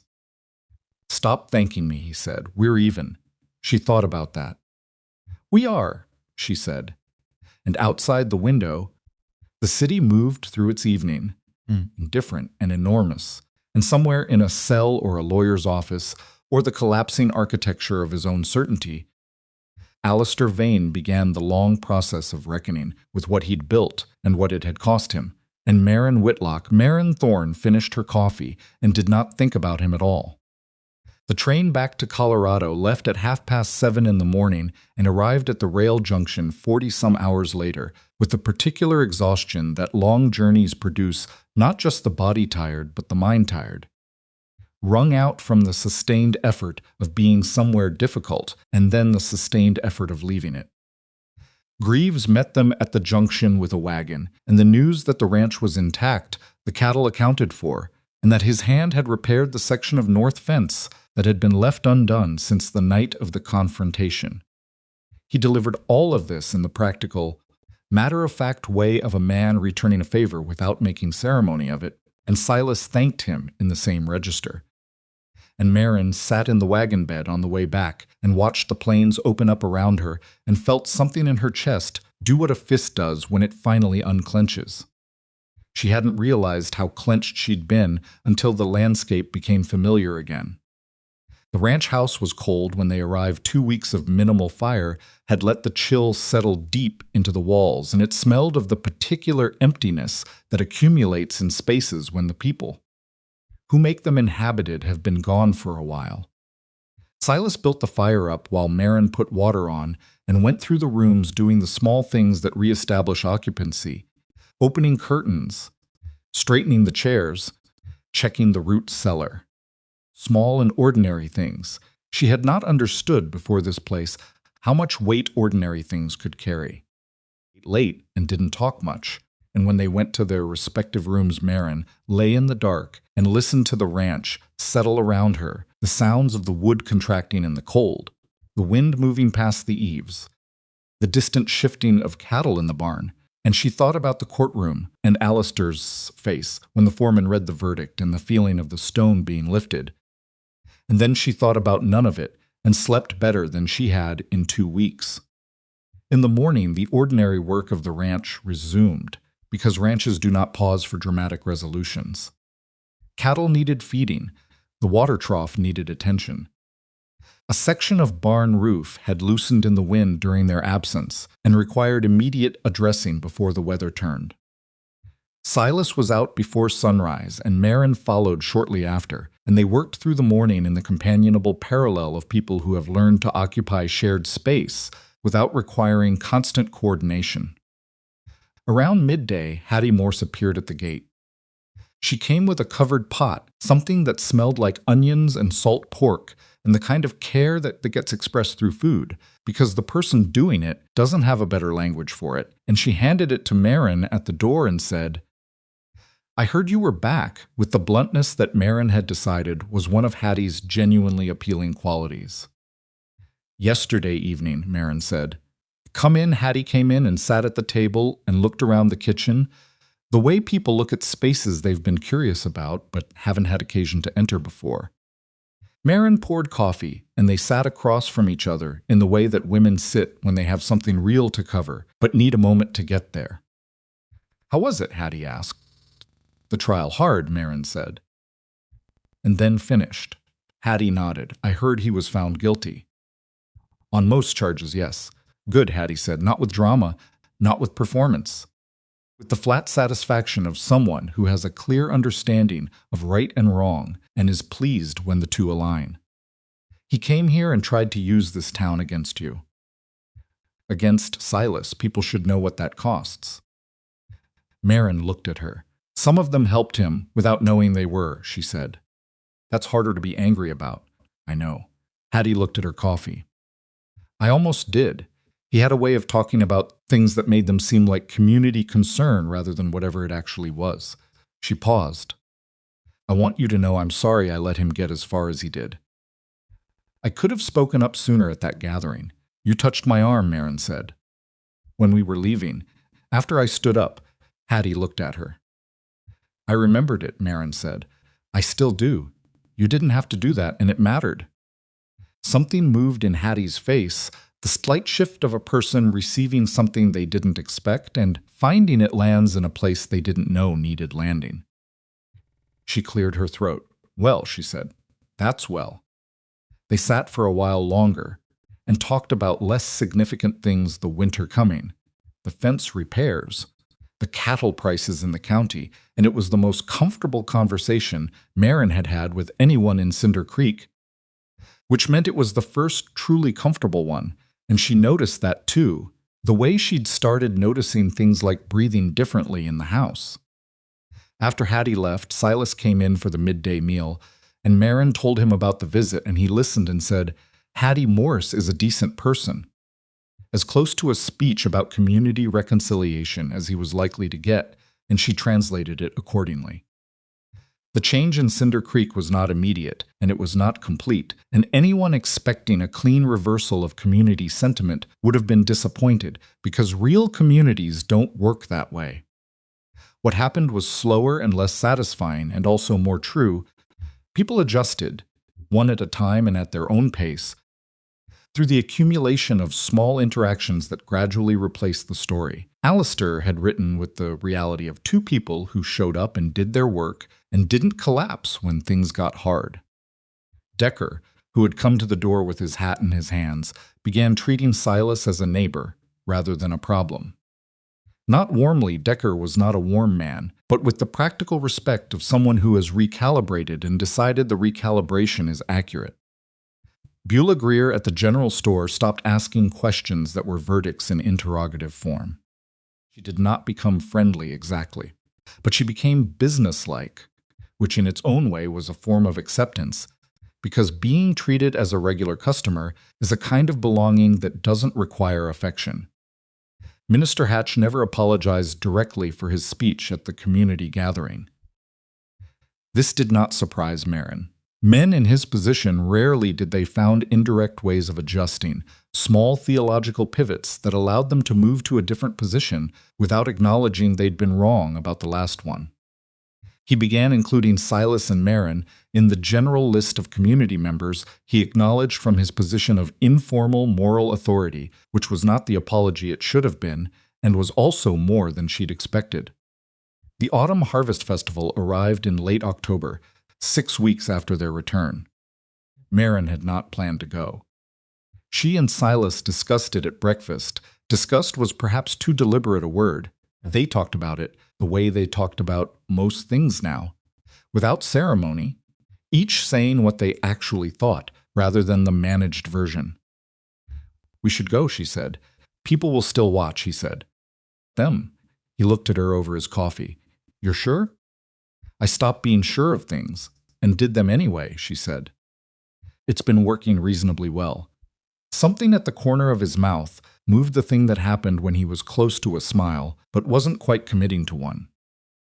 All right, he said. The festival was in the community hall, the same building where Minister Hatch had given his pointed speech about community values, which Maren noted with the private humor of someone who has survived enough to find a certain irony in returning to the site of old wounds. The hall was warm and loud with the particular noise of people who had worked very hard all season and were now in the early stages of not working. Tables had been pushed to the edges, and someone had made an effort with lanterns, and there was fiddle music being played by a man who was enthusiastic if not technically refined. They arrived and were received, not with celebration that would have been too much to expect, and also slightly dishonest, but with the ordinary acknowledgments of a community that has decided someone belongs in it. Nods, names used, space made at tables.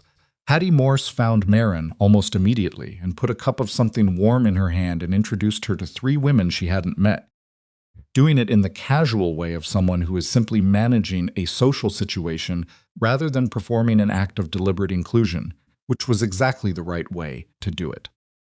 Greaves shook Silas's hand and said something about a bull arrangement for next spring, which was the most meaningful kind of social acceptance available in a cattle-raising community, the offering of future business, and Silas accepted it with his usual economy of expression and what Maren had learned to. identify as his version of being genuinely pleased. The music got louder. The dancing began, which in Cinder Creek meant couples moving in forms that were vaguely related to what they were supposed to be, and mostly served as a reason to move around and talk more than you could when sitting still. She had not expected Silas to ask her. She had formed, without fully articulating it, the assumption that he was not a man who danced not from disability or objection, but simply from the general impression that the public, physical expression of enjoyment was not in his particular repertoire. He had not confirmed this assumption, and she had not tested it. He came across the room to her with his hat in his hand, not the anxious hat-turning of deliberation, but simply held, the way you hold something when your hands need to be free for something else. "I don't know what I'm doing," he said by way of preamble. She looked at him. "Neither do I, particularly. Fair warning," he said, and offered his hand. They were not good at it. That is the accurate and honest account of what happened when Silas Thorne and Maren Whitlock attempted to dance at the Cinder Creek Autumn Harvest Festival. They were not good at it. He was too careful at first, overthinking the steps, and she was trying to follow a lead that was still finding itself. And they lost the count twice, and she stepped on his foot once, and he overcompensated, and they nearly took out an elderly couple to their left. And then something happened that she had not expected and could not entirely account for. She laughed. Not the almost law of before, not the small surprised sound at the restaurant table in the city. A real one at the absurdity of the two of them, at the actual visible fact of Silas Thorne, looking momentarily mortified about a missed step in a way that was so thoroughly human and so thoroughly at odds with the self-contained man she had stood next to in a frozen field with a rifle report. Cracking the night, she laughed, and he looked at her with the expression of a man who is trying to maintain dignity and is losing the battle. And then he laughed too. It was not a loud laugh, it was the private kind, the kind between two people that doesn't ask the room to participate.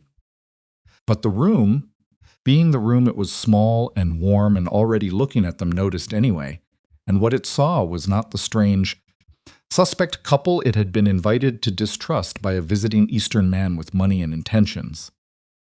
What it saw was two people stumbling through a dance and laughing about it.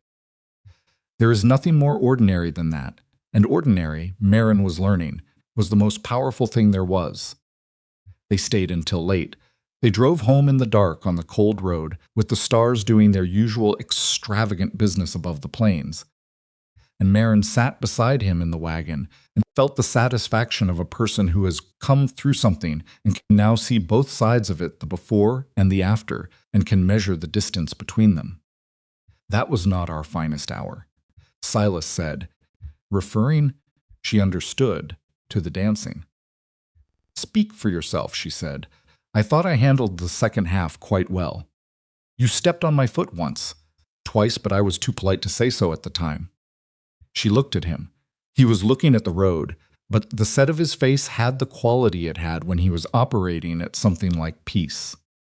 She had learned to recognize it because it was not his default state, and because she understood something about the work it took to arrive at it, the particular labor of a man who had spent years punishing himself for something that was not his fault and had slowly and with difficulty begun to put the punishment down. "Silas," she said, "Are you happy?" He was quiet for long enough that she thought he was going to give her the careful answer, the honest but managed version that he defaulted to when questions came too close to something he wasn't sure how to hold. But he surprised her. "Yes," he said, "more than I expected to be. More than I thought I had coming, I suppose." He paused. "You?" "Yes," she said, and it was true and simple and did not require elaboration, which was how she knew it was the real answer rather than the performed one. They reached the ranch, and he helped her down from the wagon, and she went inside while he saw to the horse, and she stood in the kitchen in the dark for a moment, before lighting the lamp.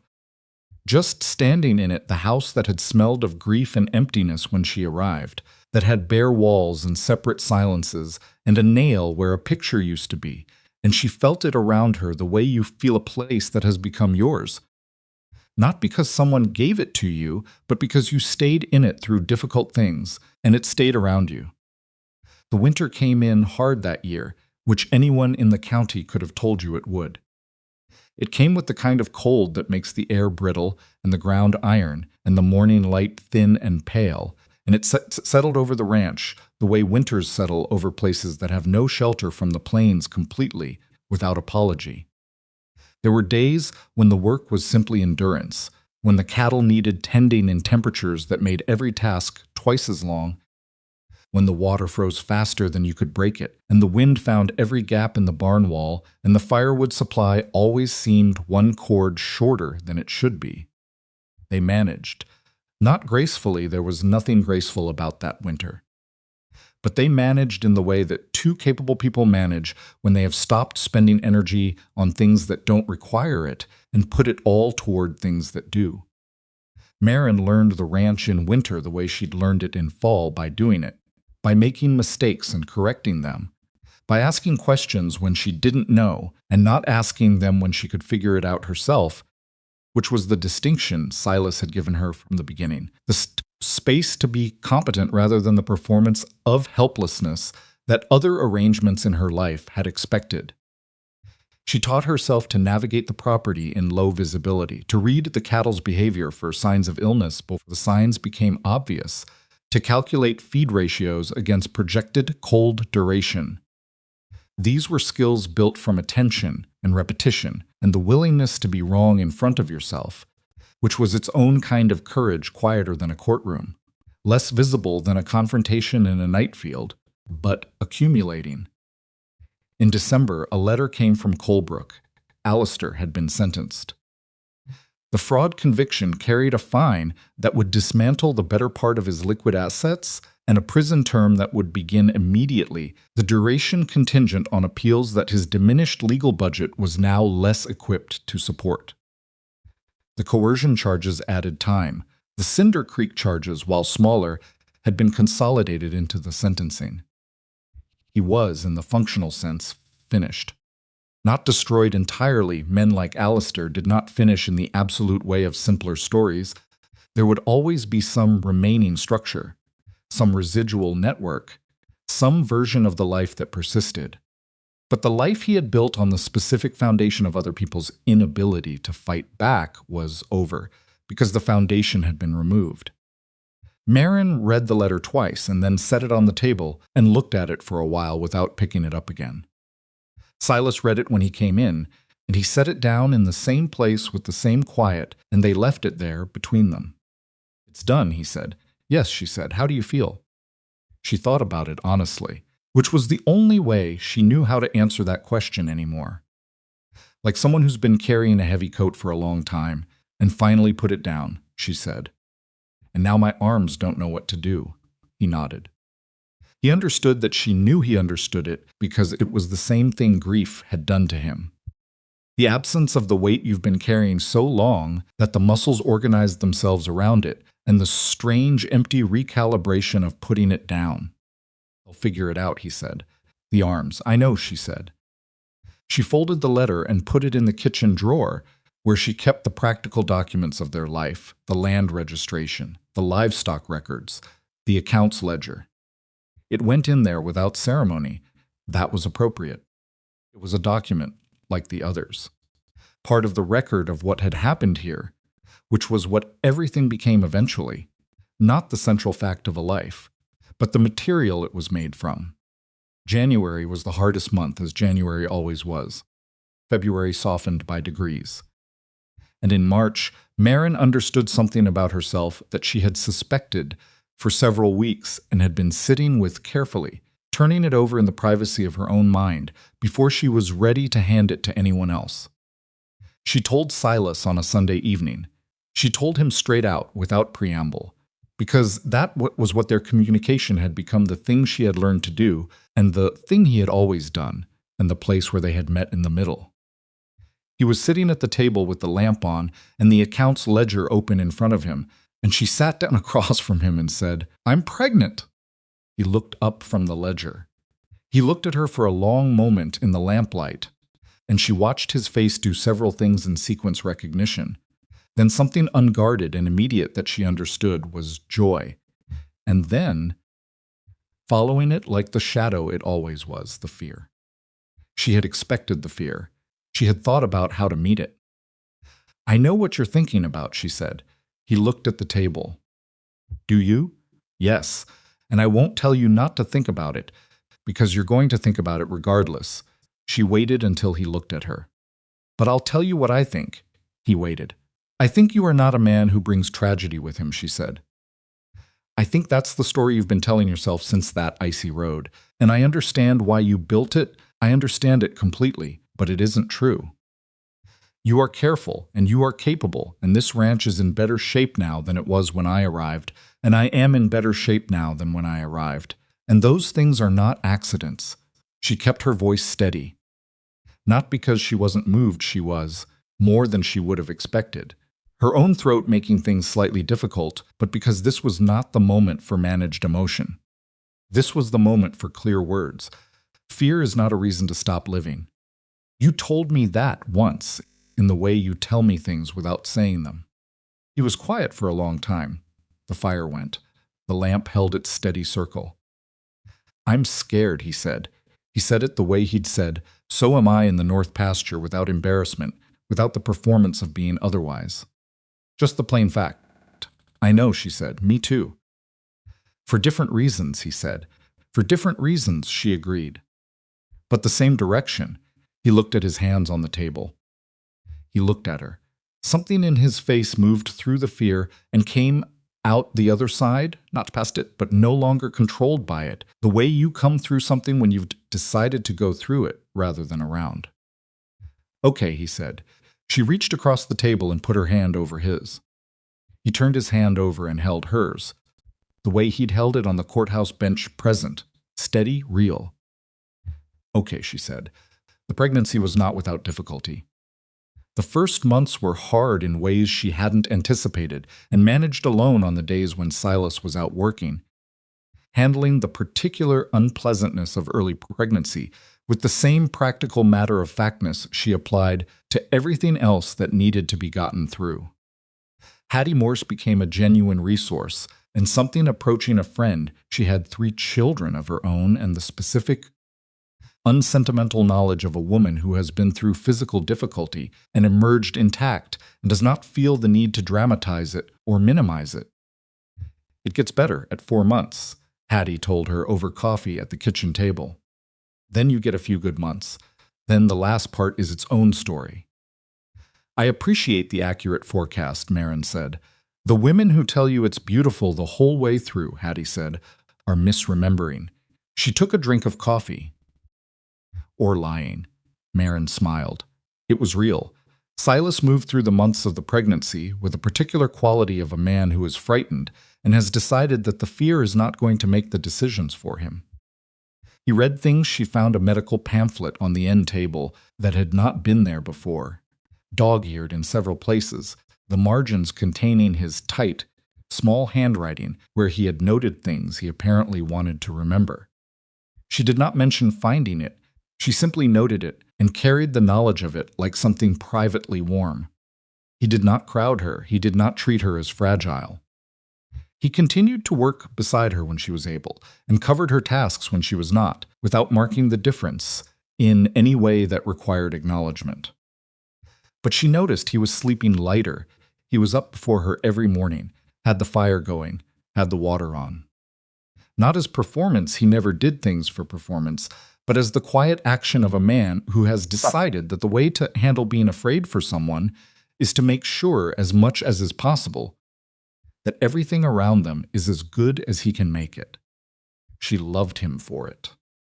That was the word, and she accepted it, sitting with it at the kitchen table one morning while the fire was going and the coffee was hot, and outside the Colorado spring was making its tentative and muddy arrival across the plains.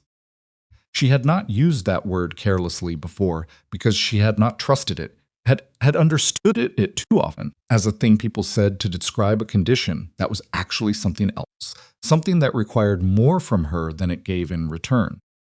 What she felt now was not that. It was less dramatic and more substantial. It was the feeling of someone who has been in a place long enough to know what it actually is, rather than what she hoped or feared it might be. She did not say it to him yet. She was still turning it over, still letting it find its weight. That was all right.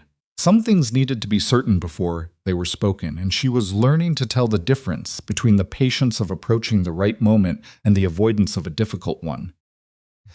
The baby came in September. She came in the early morning, which Hattie had told her was a common hour, as if new people preferred arriving when the light was just beginning. She came after a labor that was long and hard, and at several points genuinely frightening, and Hattie was there for all of it, and Silas was outside the room, and Maren heard him at one particular difficult juncture stop pacing, which told her that he'd heard something in her voice, and was now standing still the way he went still when something needed to be addressed, and he had no way to address it. She thought of him standing still like that, on the other side of the door, unable to help, unable to leave, staying in the same way he stayed at everything, and she thought, this is the man I married. Not the rancher from the advertisement, not the closed door. This one. This particular man who stood still in the hallway because he could not do anything useful and leaving was not something he was willing to do. She named the baby Clara.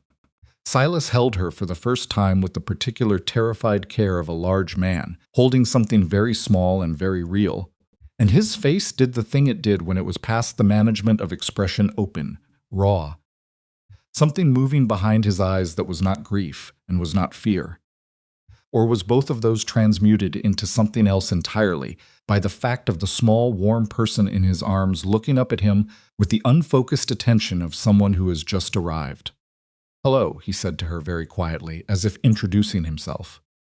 Maren, from the bed, watched his face and felt the stone, the last remaining piece of it, the one she hadn't known was still there, lift and leave.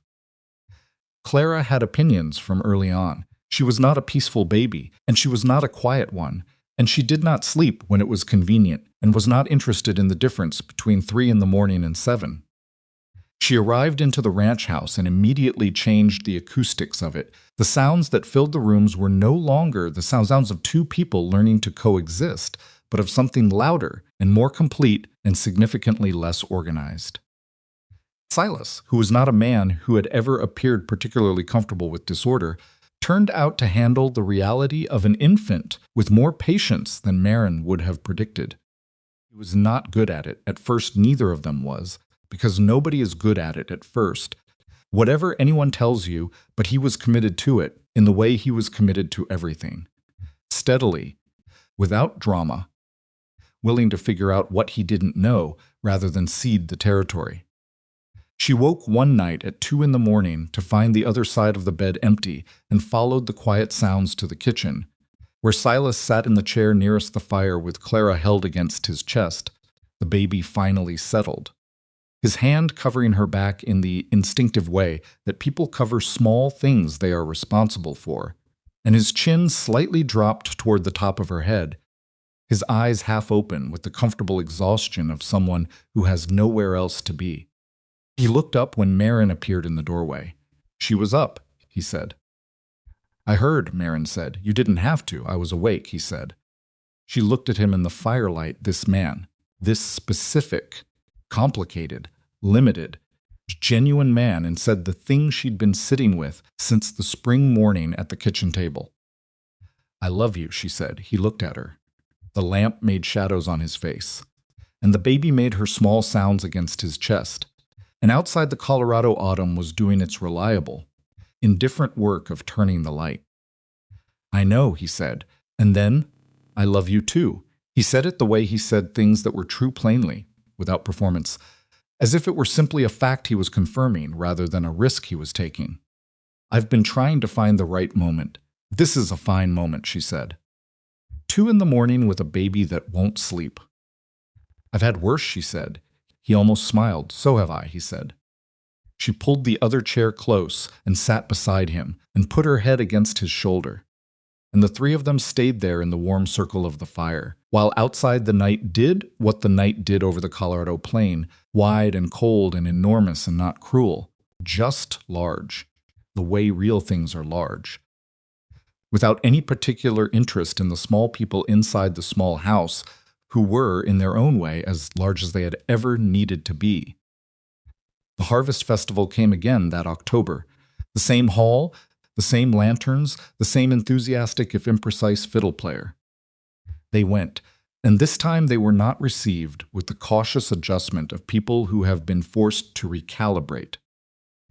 They were received as neighbors. Not celebrated. Cinder Creek was not a place of celebration so much as a place of acknowledgments, but welcomed in the way a place welcomes people who have been proven to belong to it. Hattie held Clara for most of the evening.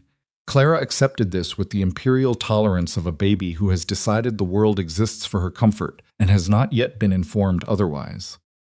Decker brought his wife over to meet Maren, his wife, who had never been introduced, who had been kept at the careful distance of a man uncertain about the neighbor situation, and who turned out, now that the situation had clarified, to be a direct and quietly funny woman who had strong opinions about cattle nutrition and the inadequacy of the county road system, and who told Maren, within 4 minutes of introduction, that she had been telling her husband for weeks that he'd been wrong about the whole business. He doesn't listen quickly, Mrs. Decker said, but he gets there. Most people do, Maren said. The fiddle started. Silas appeared beside her. I've been practicing, he said. She looked at him. Have you somewhat, in the barn, where no one could see? She considered this image Silas Thorne. Alone in the barn, practicing dance steps in front of the horses, on the grounds that it was something he had decided to be less bad at, and the wave of feeling that moved through her was not one thing but many.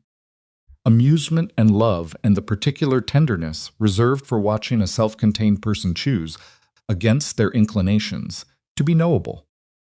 All right, she said. Show me. They were better this time.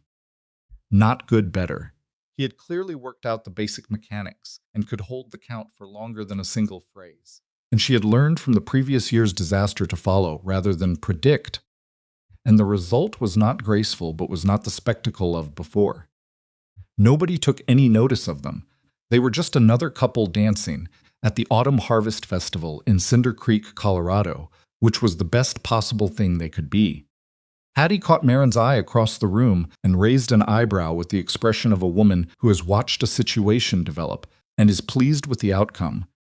And Maren gave her a look back that communicated without words something on the order of I know. I know. They danced until the fiddle player wore out and the lanterns were turned down and the hall emptied by degrees into the cold October night. They drove home with Clara asleep in the wagon bed, bundled into more layers than was strictly necessary. And the stars overhead were the same stars they'd been since the beginning, the same enormous scattering that Maren had looked up at on the night she arrived by stagecoach with $3 and a newspaper advertisement and the careful stillness of someone who had learned not to need too much. She looked up at them now from the wagon seat and thought about that woman. She didn't feel sorry for her. That woman had done what was necessary to survive and had made the decision, when she finally reached the limit of what pure survival could provide, to do something more than that. She had answered an advertisement. She had married a stranger. She had stood in a frozen yard and said no and meant it and kept meaning it through everything that followed. You could trace it all back to that, to one word said to one man, in the yard of a house she hadn't learned yet to call home. And then to 4 words from a different man. She said no.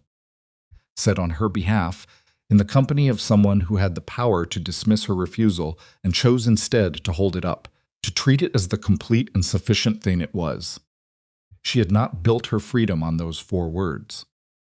She had built it herself, through the long work of refusing to shrink and refusing to run and refusing to let someone else's claim on her become her own belief about herself.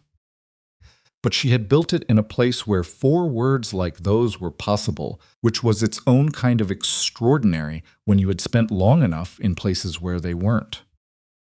Silas drove them home and helped her down from the wagon and carried the still sleeping Clara inside, and Maren stood on the porch for a moment in the cold, looking out at the plains.